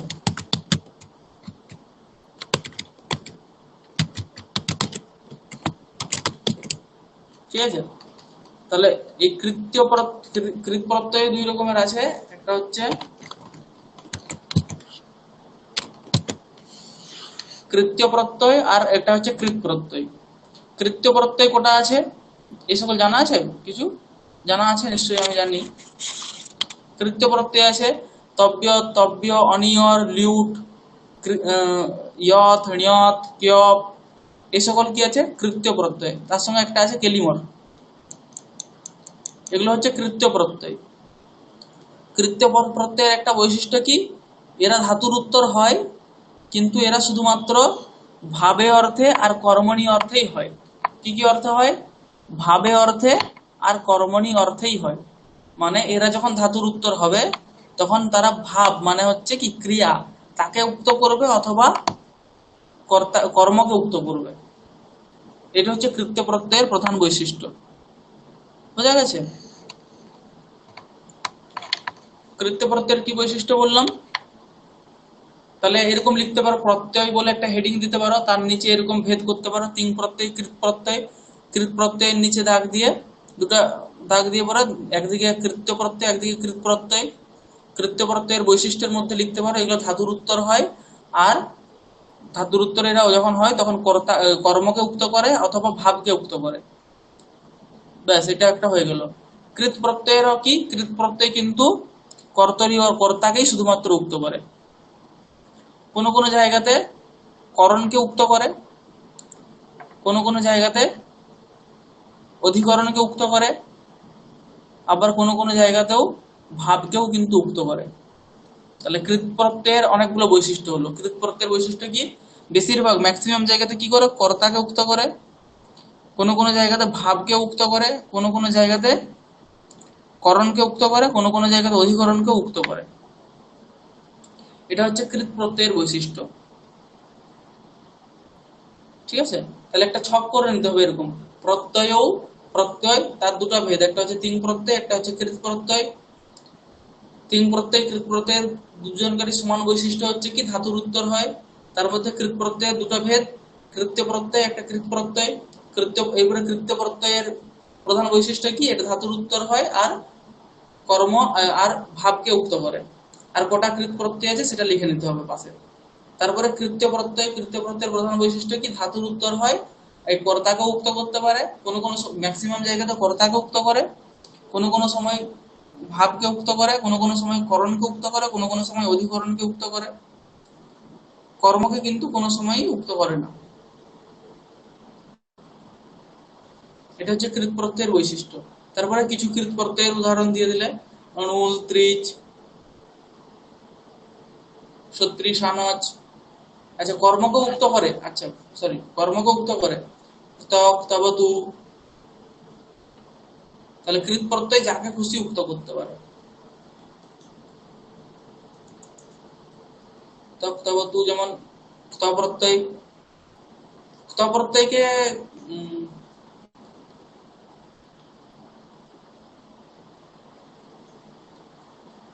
কৃত্য প্রত্যয় হিসাবে স্বীকার করে না।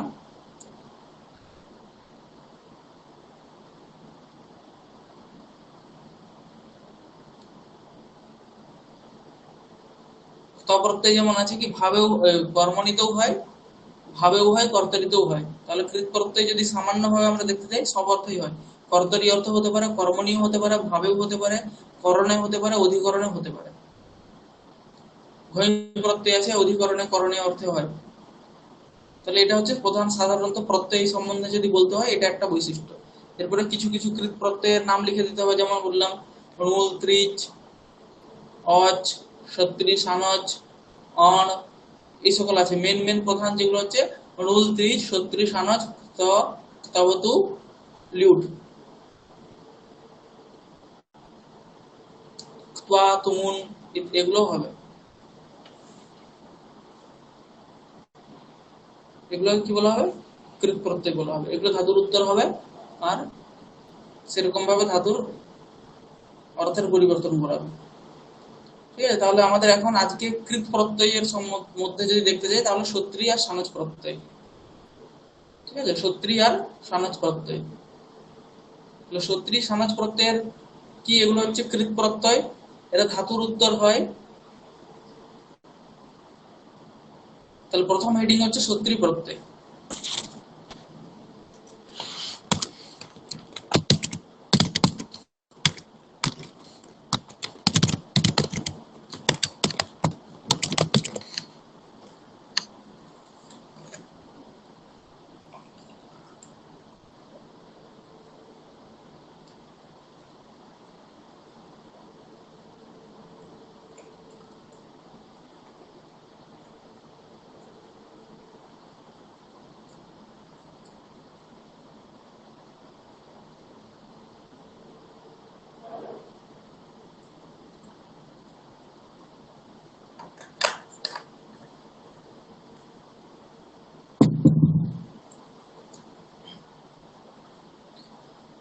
সত্রি প্রত্যয়ের ক্ষেত্রে কিছু কন্ডিশন আছে। হ্যাঁ, সানজ প্রত্যয়ের ভেদ এখানে অনেকটা সূক্ষ্ম জিনিস আছে। সত্রি প্রত্যয়ের ক্ষেত্রে একটু আলাদা। সত্রি প্রত্যয় ধাতুর উত্তর হয়, এই শুধুমাত্র কর্তাকেই উক্ত করবে, শুধুমাত্র কর্তাকে উক্ত করবে। উক্ত অনুক্ত বিষয়টা জানা আছে তো সবার? না জানা থাকলে আজকে একটু বলে দেবো।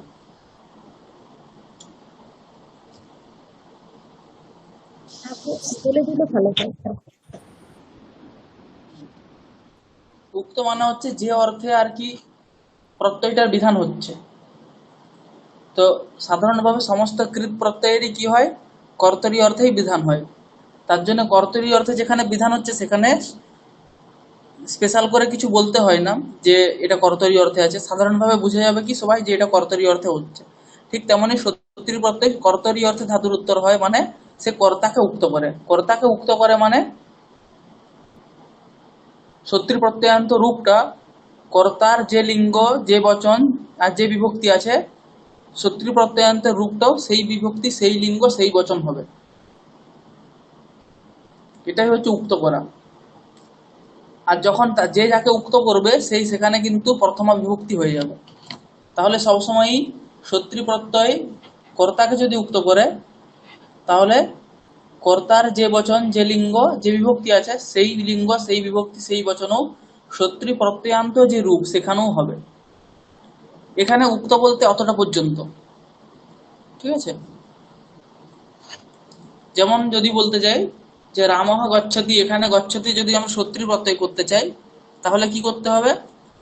সত্রি প্রত্যয়ের রূপ নিয়ে নিতে হবে গচ্ছত। তাহলে গচ্ছত এটা তো প্রাতিপদিক, গচ্ছতের কোন রূপ নিয়ে আসবো আমরা?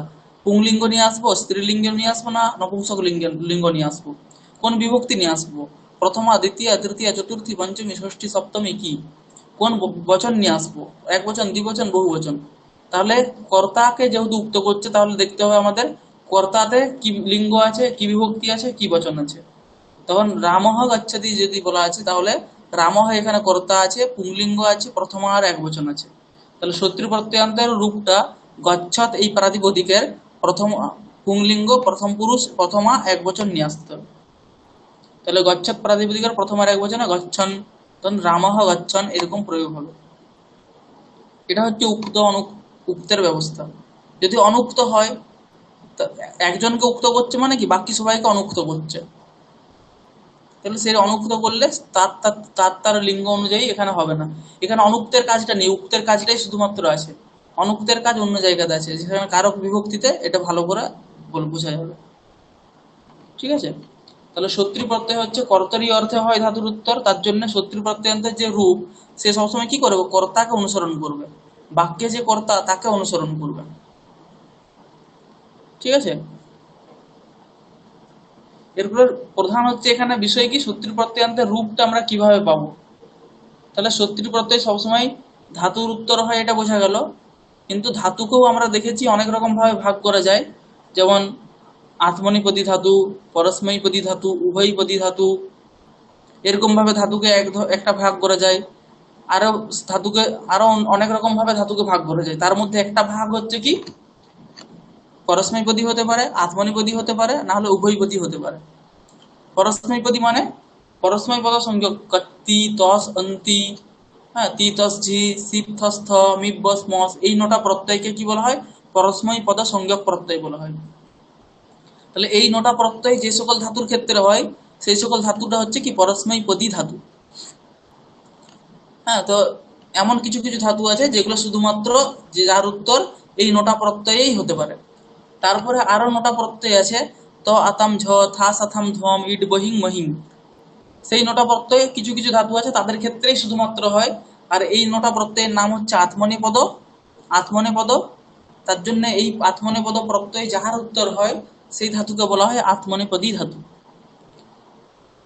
আবার কিছু কিছু ধাতু আছে যার উত্তর পরস্মৈপদী প্রত্যয়ও হতে পারে, আত্মনিপদী প্রত্যয়ও হতে পারে, তার জন্য সেই ধাতুগুলোকে কি বলা হবে, উভয়পদী ধাতু বলা হয়। এখন আমাদের প্রশ্ন হচ্ছে যে শত্রু প্রত্যয় কি ধরনের ধাতুর উত্তর আসবে, সমস্ত ধাতুর ক্ষেত্রেই আসবে, না পরস্মৈপদীর ক্ষেত্রে আসবে, না আত্মনিপদীর ক্ষেত্রে আসবে, না উভয়পদীর ক্ষেত্রে আসবে। তো সেখানে প্রথম কন্ডিশন কি, যে শত্রু প্রত্যয় পরস্মৈপদী ধাতুর উত্তরই হবে। এটা হচ্ছে প্রথম কন্ডিশন, পরস্মৈপদী ধাতুর উত্তরই হবে আর কর্তাকে উক্ত করবে। এরপরে দ্বিতীয় হচ্ছে কি, শত্রু প্রত্যয়ান্ত শব্দের রূপ কিভাবে বের করব। ঠিক আছে, তাহলে রূপ আমরা কিভাবে দেখবো, আমরা সাধারণভাবে বলেছিলাম কি, যে প্রথম পুরুষের বহুবচনের রূপ নিয়ে আসবো, তারপরে নকার আর ইকারকে বাদ দিয়ে দেবো, যেটা থাকবে সেটা হচ্ছে প্রাতিপদিক। কিন্তু এখানে সব ক্ষেত্রে এরকম ভাবে করতে হবে না, আর একটু সূক্ষ্ম নিয়ম আমরা দেখবো। ঠিক আছে, মনে রাখবে এই নিয়মগুলো। তো সূক্ষ্ম নিয়ম এরকমই, যে প্রথমে আমাদেরকে তো দেখতে হবে যে ধাতুটা পরস্মৈপদী আছে কিনা।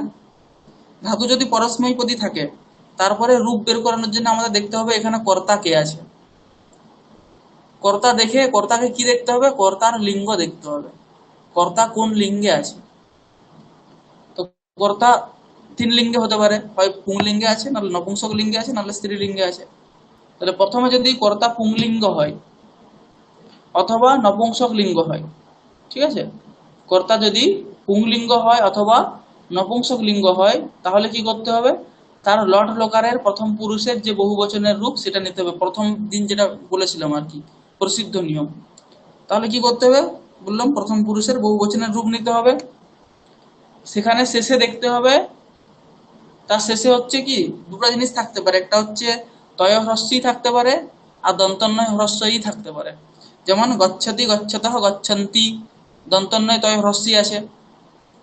আবার কোথাও কোথাও কিন্তু শুধুমাত্র তয় হ্রস্বই থাকে, যেমন দদাতি দত্তঃ দদতি, রামঃ দদাতি রামৌ দত্তঃ রামাঃ দদতি, হয় কি না।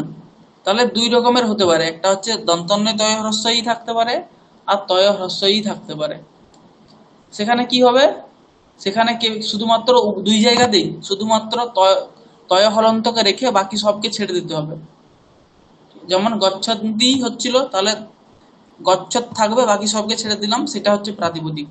দদতি ছিল, সেখানেও ইকারকে ছেড়ে দেবো, বাকি যেটা থাকবে সেটা হচ্ছে প্রাতিপদিক, দদত। তারপরে এই দদত শব্দকে হচ্ছে বিভিন্ন শব্দরূপের সঙ্গে বা গচ্ছত শব্দকে শত্রু প্রত্যয়ান্তের রূপের মতো চালাতে হবে, পুংলিঙ্গে যেমন রূপ হয় সেরকম রূপ নিয়ে আসতে হবে। এটা হচ্ছে যদি কর্তা পুংলিঙ্গে অথবা নপুংসক লিঙ্গ হয় তাহলে। এরপরে কর্তা পুংলিঙ্গ হলে গচ্ছত, এটা পুংলিঙ্গের মতো যাবে, গচ্ছন গচ্ছন্তু গচ্ছন্তঃ। যদি নপুংসক লিঙ্গ হয় তাহলে গচ্ছত গচ্ছতি গচ্ছন্তি এরকম হবে। সেরকম যে লিঙ্গ থাকবে সেই লিঙ্গ অনুযায়ী কাজ হবে। এরপরে যদি কর্তা স্ত্রীলিঙ্গ হয়, ঠিক আছে, কর্তা যদি স্ত্রীলিঙ্গ হয় তাহলে কি করতে হবে, একই রকম ভাবে কর্তার প্রথম পুরুষের, কর্তা যদি স্ত্রীলিঙ্গ হয় তাহলে লট লকারের প্রথম পুরুষের বহুবচনের রূপ নিতে হবে। বহুবচনের রূপ নেওয়ার পরে দেখতে হবে এখানে হয় অতি থাকবে আর না হলে অতি থাকবে না, যেমন আগে দেখেছিলাম, ঠিক আছে, অতি থাকবে আর অতি থাকবে না। যেমন দদতি দেখলাম প্রথম পুরুষের বহুবচনে অতি নেই, এই দন্ত অতি আছে, ঠিক আছে, অতি দেখতে হবে এখানে। কিন্তু এখানে শুধুমাত্র তয় হ্রস্বই থাকলে হবে না, এখানে দেখতে হবে অতি আছে কি অতি নেই, ঠিক আছে। যেমন গচ্ছন্তি, এখানে অতি নেই, তাহলে এর একটা আলাদা। দদতি এখানে অতি আছে, তাহলে এর একটা আলাদা।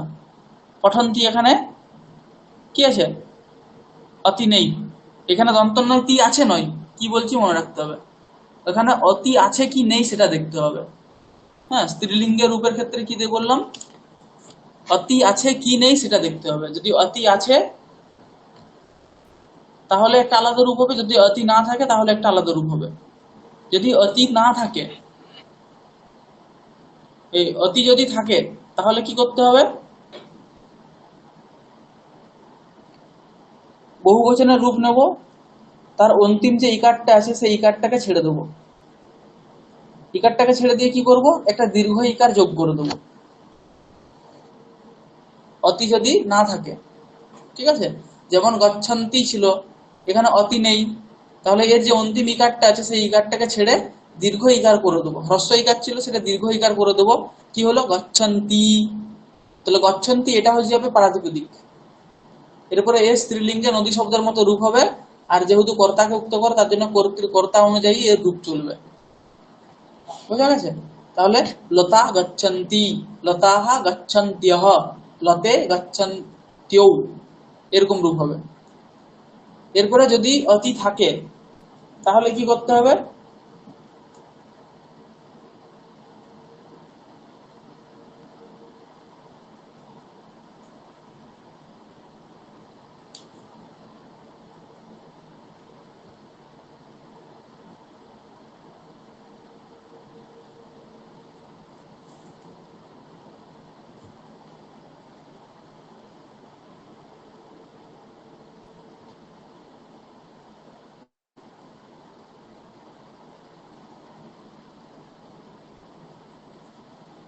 অতি যদি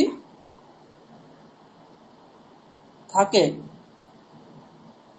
আচ্ছা অতি যদি থাকে তাহলে বললাম তো, অতি যদি কি বললাম, অতি যদি থাকে তাহলে কি করতে হবে, সেখানে হ্রস্ব ইকারটাকে বাদ দিয়ে, অতি যদি না থাকে তাহলে কি করতে হবে, সেখানে হ্রস্ব ইকারটাকে বাদ দিয়ে দীর্ঘ ইকার করতে হবে, যেমন গচ্ছন্তি এরকম হচ্ছে। আর অতি যদি না থাকে তাহলে সেখানে হ্রস্ব ইকারটাকে দীর্ঘ ইকার করে দিলে যে রূপ হবে সেই রূপ চালাতে হবে। যেমন দদতি, ঠিক আছে, দদতি এখানে যেমন হচ্ছে ঠিক তেমনই, দদতি এখানে হ্রস্ব অতি আছে,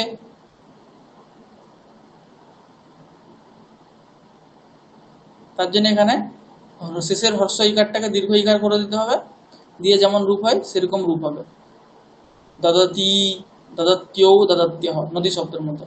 ঠিক আছে, তাহলে আমাদের দেখতে হবে কি পুংলিঙ্গে আছে না স্ত্রীলিঙ্গে আছে না নপুংসক লিঙ্গে আছে, এরকম ভাবে আমাদের রূপ বের করতে হবে।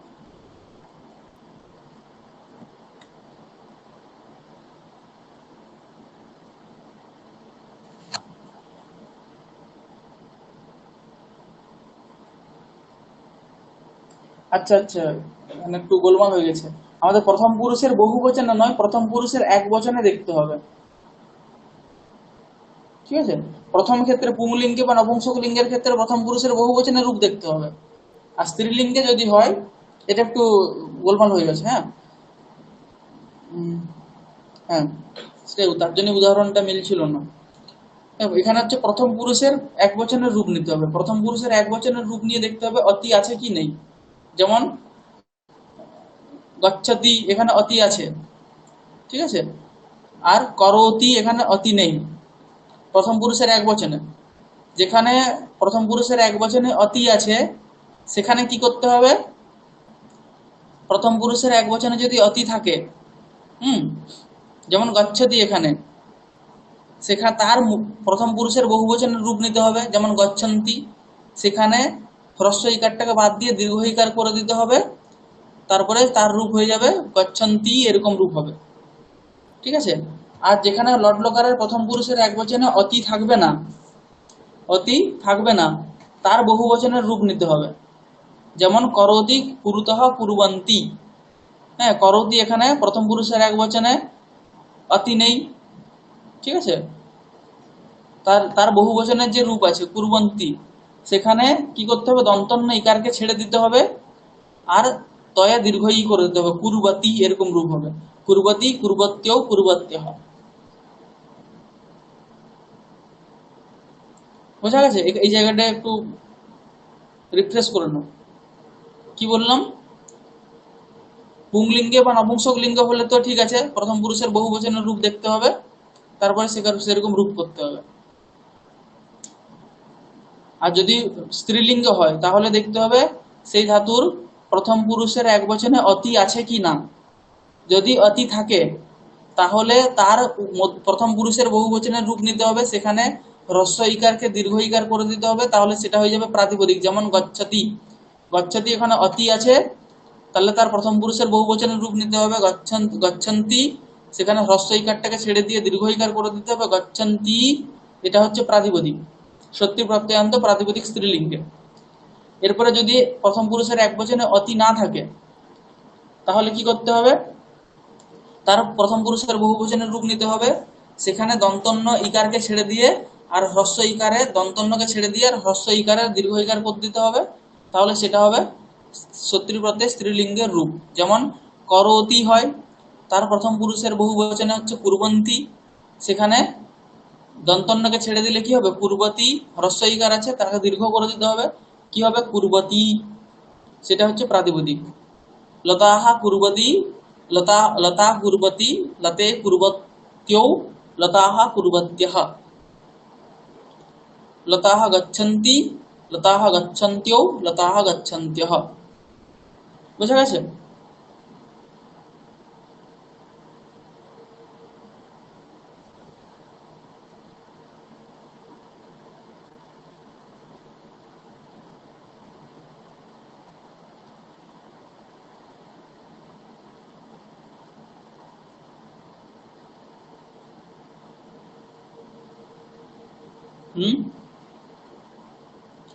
সবার এটা বোঝা গেছে? হ্যাঁ স্যার।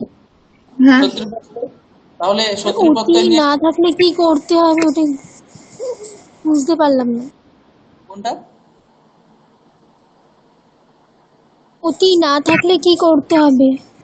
অতি না থাকলে প্রথম পুরুষের এক বচনে যদি অতি না থাকে, হ্যাঁ, প্রথম পুরুষের এক বচনে যদি অতি না থাকে তাহলে তার বহুবচনের রূপ নিতে হবে।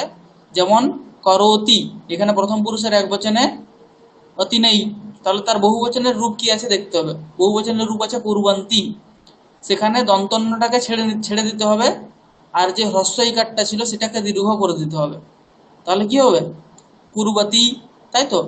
সেই কুরবতী হচ্ছে নদী শব্দের মতো রূপ হবে, লতা কুরবতী, লতে কুরবত্যহ, লতাহা কুরবন্তি। আমি প্রথমে একটু ওই বহুবচনটাই বলে দিয়েছি, এখানে প্রথম পুরুষের এক বচনের রূপটা দেখতে হবে, ঠিক আছে। তাহলে শত্রু প্রত্যয় বিষয়ে একটা এরকম প্রবন্ধ লিখবে।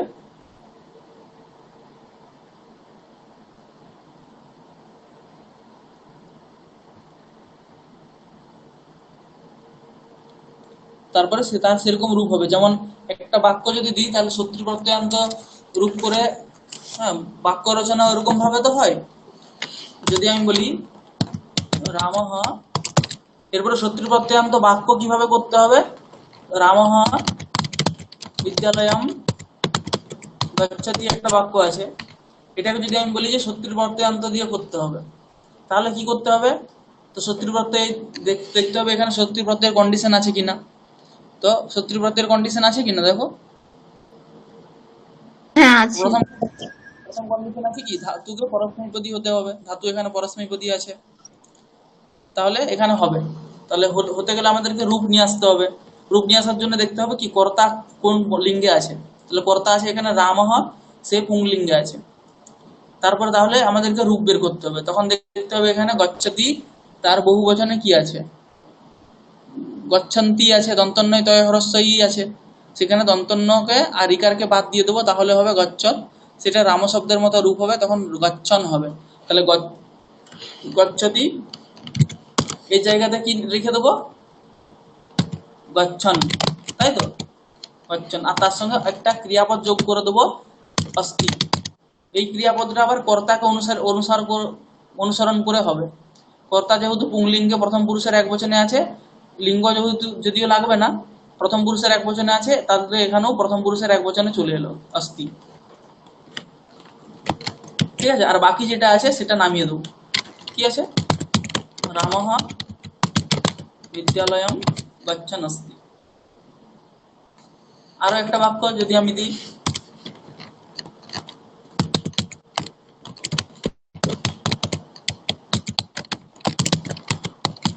অন্নম খাদ্য, এটা কি হবে,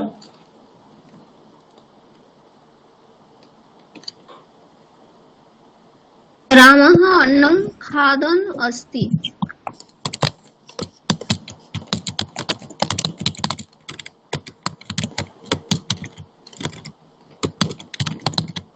অস্তি।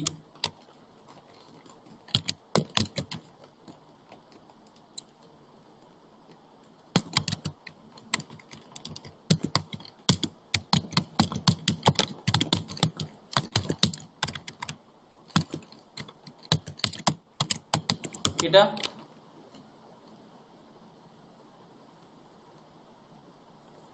বয়ম সর্বনাম পদ, এখানে তো লিঙ্গ বুঝতে পারছি না। এখানে যেখানে লিঙ্গ বোঝা যাবে না সেখানে এখানে পুংলিঙ্গে ধরে নাও। বয়ম মানে খেলছে, মানে পুরুষই হবে, মহিলাও এখন হতে পারে। বয়ম পাশুকম ক্রীড়ান अस्ति।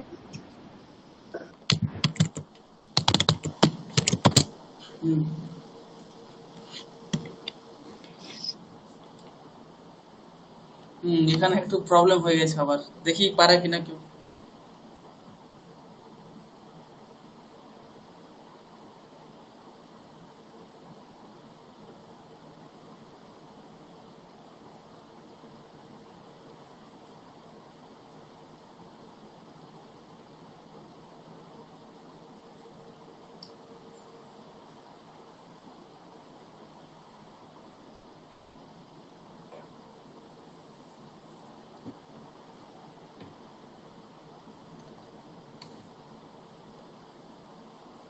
কি হবে,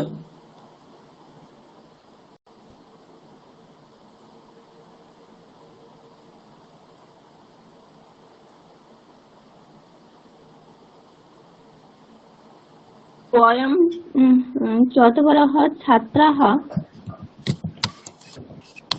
ক্রীড়াংশুকম ক্রীড়ান সन्ति अस्ति सन्ति। পাদ বন্দুকম पादकन्दुकं क्रीडान ক্রীডন सन्ति। ক্রীডন क्रीडान सन्ति। ক্রীডন সন্তি, এটাই এটাই তো যেটা क्रीडन्ति। হ্যাঁ হ্যাঁ হ্যাঁ হ্যাঁ হ্যাঁ স্যার। দেখতে না হবে। না না, এটা ক্রীড়ান হবে না, ক্রীড়ান্তাः সन्ति। হ্যাঁ, ক্রীডন সন্তি। এরপরে হ্যাঁ, যেটা ভুল ভেবেছিলাম মনে আছে, ঠিক আছে, আমি বললাম এখানে গোলমাল আছে। দেখো একটা বাক্য রচনা দিচ্ছি, হ্যাঁ,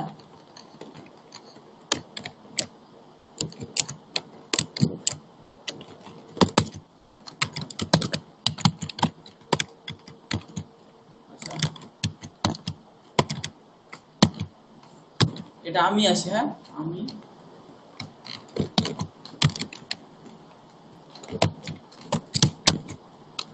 আচ্ছা ফন্টটা চেঞ্জ করতে হবে তো।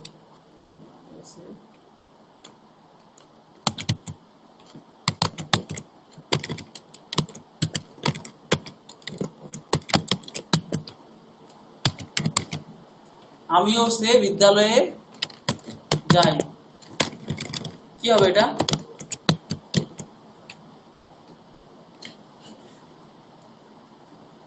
এটা বাক্য রচনা কি হবে?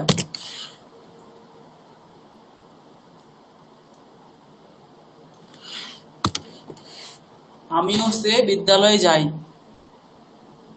বা আমিও সে বিদ্যালয়ে যাচ্ছি, এটা अहम स च अहम स च विद्यालयं गच्छामि अहम च विद्यालयं विद्यालयं गच्छामि गच्छामि, গচ্ছা হ্যাঁ गच्छामः गच्छतः, আচ্ছা এটা ভুল। गच्छामः যেখানে, হ্যাঁ একটা নিয়ম আছে, কি নিয়ম? এটা এরকম ভাবে যে যেখানে ধরো প্রথম পুরুষ আছে, মধ্যম পুরুষ আছে, উত্তম পুরুষও আছে, তাই তো? অহম সহ ত্বম চ, এখানে যদি বলতাম আমি, তুমি ও সে বিদ্যালয়ে যাচ্ছে, তাহলে কি করতে হতো? যেখানে उत्तम पुरुष যেখানে তিনটে আছে সেখানে হচ্ছে উত্তম পুরুষকে দেখে আমাদের সেখানে পুরুষ নিয়ে আসতে হবে। বচন আমরা বহু বচনও করতে পারি, আর উত্তম পুরুষের শব্দে যে বচন আছে সেটাও করতে পারি, কিন্তু পুরুষটা উত্তম পুরুষ, মধ্যম পুরুষ, আর প্রথম পুরুষ যদি থাকে তাহলে সেখানে কিন্তু প্রথম প্রাধান্য পাবে কে? উত্তম পুরুষ, তারপরে মধ্যম পুরুষ, তারপরে প্রথম পুরুষ, ঠিক আছে? তাহলে অহম এখানেও সেরকম, দেখো এখানে ছাত্রা, এটা যদিও প্রথম পুরুষ আছে, কিন্তু বয়ম এটা কি আছে? উত্তম পুরুষ আছে, তার জন্য এখানে সন্ধি না হয়ে কি হবে? মহ। সে উত্তম পুরুষ হচ্ছে প্রথম প্রাধান্য পাবে, তাকে দেখে ক্রিয়াপদের পুরুষ আসবে। এরপরে এখানে দেখো অহম সহ চ বিদ্যালয় গচ্ছাত হবে না, পুরুষ তো হবে উত্তম পুরুষ, অহম যেহেতু আছে। এরপরে আমরা এক বচনও নিয়ে আসতে পারি, দ্বিবচনও নিয়ে আসতে পারি, তাহলে গচ্ছামিও করতে পারি অথবা গচ্ছাবহও করতে পারি, ঠিক আছে? ঠিক তেমনি যদি আবার বলি আমি, তুমি ও সে, তাহলে কি হবে? অহম ত্বম সহ চ বিদ্যালয়ম গচ্ছামহ, ঠিক আছে? এটা এরপরে ধরো একটা বাক্য আছে যেখানে ত্বম আছে, ত্বম সহ চ কি হবে? বিদ্যালয়ম, ত্বম সহ চ বিদ্যালয়ম গচ্ছাবহ, ঠিক আছে? আর অহম সহজ তো হলো, অহম ত্বম সহ হলো অহম ত্বম চ বিদ্যালয়ম গচ্ছামহ, গচ্ছামহ অথবা গচ্ছামি বা গচ্ছাবহ। আচ্ছা ত্বঞ্চ সহজ গচ্ছাবহ হবে না, গচ্ছতঃ,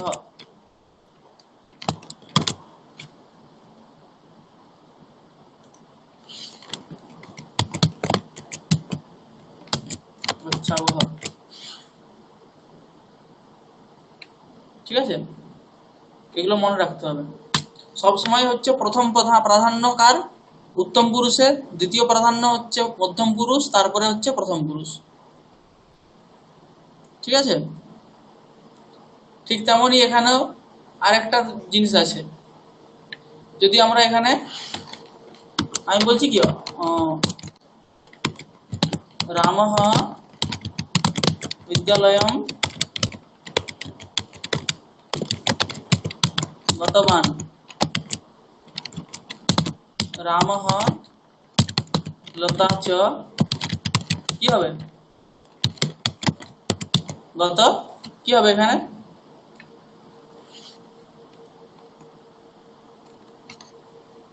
গতবন্তৌ। হ্যাঁ, গতবন্তৌ। কেন? কারণ হচ্ছে পুংলিঙ্গের প্রাধান্যতা। যদি বলি রামঃ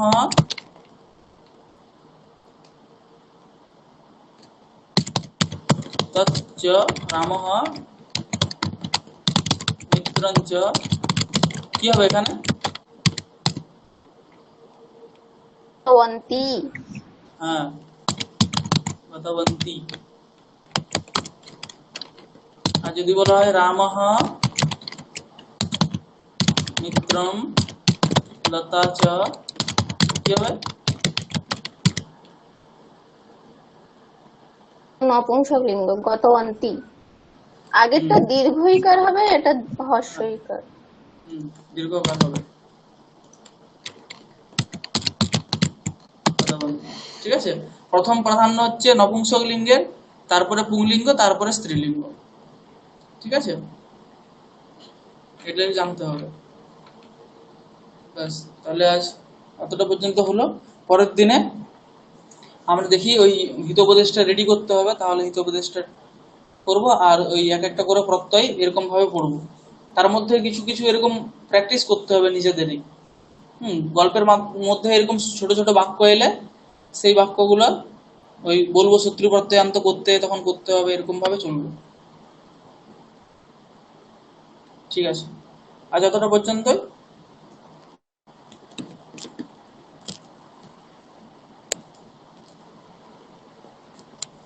রাখ, কারোর কোনো জিজ্ঞাসা আছে?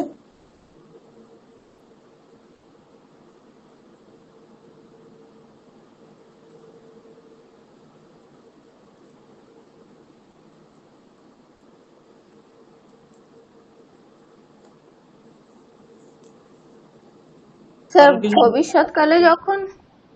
হুম ভবিষ্যৎকালে যখন ভাবে সপ্তমী প্রয়োগ হবে, হুম তখন মানে ওখানে আমরা কি প্রত্যয় যোগ করব, মানে কোন কৃত প্রত্যয়টা যোগ হবে? হুম তখনও আমরা শত্রু প্রত্যয়ই করব। হুম। ঠিক আছে, ওই বিষয়টা একদিন আসবে তাহলে, ভালো। ঠিক আছে, ঠিক আছে। ঠিক আছে। করিষ্যমাণম রূপটা শুনেছো কোথাও? করিষ্যমাণম, তো হ্যাঁ লিটল, হ্যাঁ, মানে দৃঢ় ভবিষ্যৎকালে লেটারে, সত্যি প্রত্যয় হলে একটা জফলা আসে, দন্তস্বই জফলা। ওইটা হচ্ছে ওই লিটের, মানে ভবিষ্যৎ কালে অর্থে শত্রু প্রত্যয় হয়, সানজ প্রত্যয়ও হয়। লিট বা সূত্র দিয়ে। লিট সদ্বা। লিট হাসত বা, হ্যাঁ। হুম, ঠিক আছে, তাহলে ওই বিষয়টা নিয়েও একদিন বলবো। ঠিক আছে, ভবিষ্যতে বিশেষত সতী সপ্তমী হয় না, কারণ সতী সপ্তমী হয় কখন? যখন এক আগে হয়ে গেছে যে ক্রিয়া, সেই ক্রিয়ার কাল জানা নেই, তখন। ভবিষ্যতে তো সে জানবেই, তাহলে সতী সপ্তমী সেখানে। একটা দিয়েছিলেন বাক্য, হ্যাঁ যখন হ্যাঁ বোন হ্যাঁ, ভাত হতেও খাবে পারে। তখন। তারপরে হয়ও, হয়ও সে যাবে কখন? যখন, আচ্ছা তখন বলেছে যে আচ্ছা যখন এই কাজটা হবে তখন আমি যাব, সেই ক্ষেত্রেও হতে পারে, না হওয়ার কিছু নেই। তুমি কখন যাবে? তখন বললে যে আমি যখন ও যাবে তখন আমি যাব, বা যখন এই কাজটা হবে, তুমি এই কাজটা যখন করতে যাবে তখন আমি যাব, সেখানে ভবিষ্যতে হতে পারে। আরেকটা হচ্ছে স্যার, যখন মানে কর্তা বুঝতে পারছি না, যেমন আপনি একটা উদাহরণ দিয়েছিলেন, যখন বই দেওয়া হয় তখন সে ছিল না। এখানে মানে কর্তা দেখে তো আমাদের ওখানে মানে শত্রু প্রত্যয়টা করতে হবে, কর্তা কিংবা কর্ম গুলো দেখে, হুম, কিন্তু কর্তা ওখানে দুটো এখানে তো বাক্য বুঝতে আছে, পারছি। যখন বই দেওয়া হয়, তখন দুটো সে কর্তা ছিল না, আছে। আর প্রাইজ দেওয়ার সময় তুমি কোথায় ছিলে, এরকম দুটো বাক্য দিয়েছিলেন। হ্যাঁ, এখানে কর্তা বোঝা যাচ্ছে তো। প্রথম বাক্যেতে দুটো কর্তা আছে, যখন বই দেওয়া হচ্ছিল, তাহলে এখানে বই হচ্ছে হুম। প্রথম বাক্যের কর্তা, তখন তুমি ছিলে না, তুমি আরেকটা কর্তা। আর এখানে যখন প্রাইজ দেওয়া হয়, প্রাইজ হচ্ছে কর্তা, তখন তুমি কোথায় ছিলে, তুমি আরেকটা কর্তা। ঠিক আছে, তাহলে এগুলো বাকি যখন সব। বই দেওয়া হয়, হুম। এখানে বইটা তো কর্ম হচ্ছে, মানে বই দেওয়া, কেউ একজন তো দিচ্ছে হ্যাঁ, কেউ একজন বইটা। দিচ্ছে বস্তুতঃ এই বাক্যে, যেহেতু এটা কর্মণি বাক্য আছে, বই দেওয়া হয় মানে কি এটা কর্মণি বলতে চাইছে, তাহলে সেখানে পুস্তকানি তো অপরটাই লাগিয়ে করতে হবে। প্রত্যয় লাগিয়ে করতে হবে। বলবো না, বাকিটা বলে দিচ্ছিলাম, তাহলে ওটা করবে তোমরা।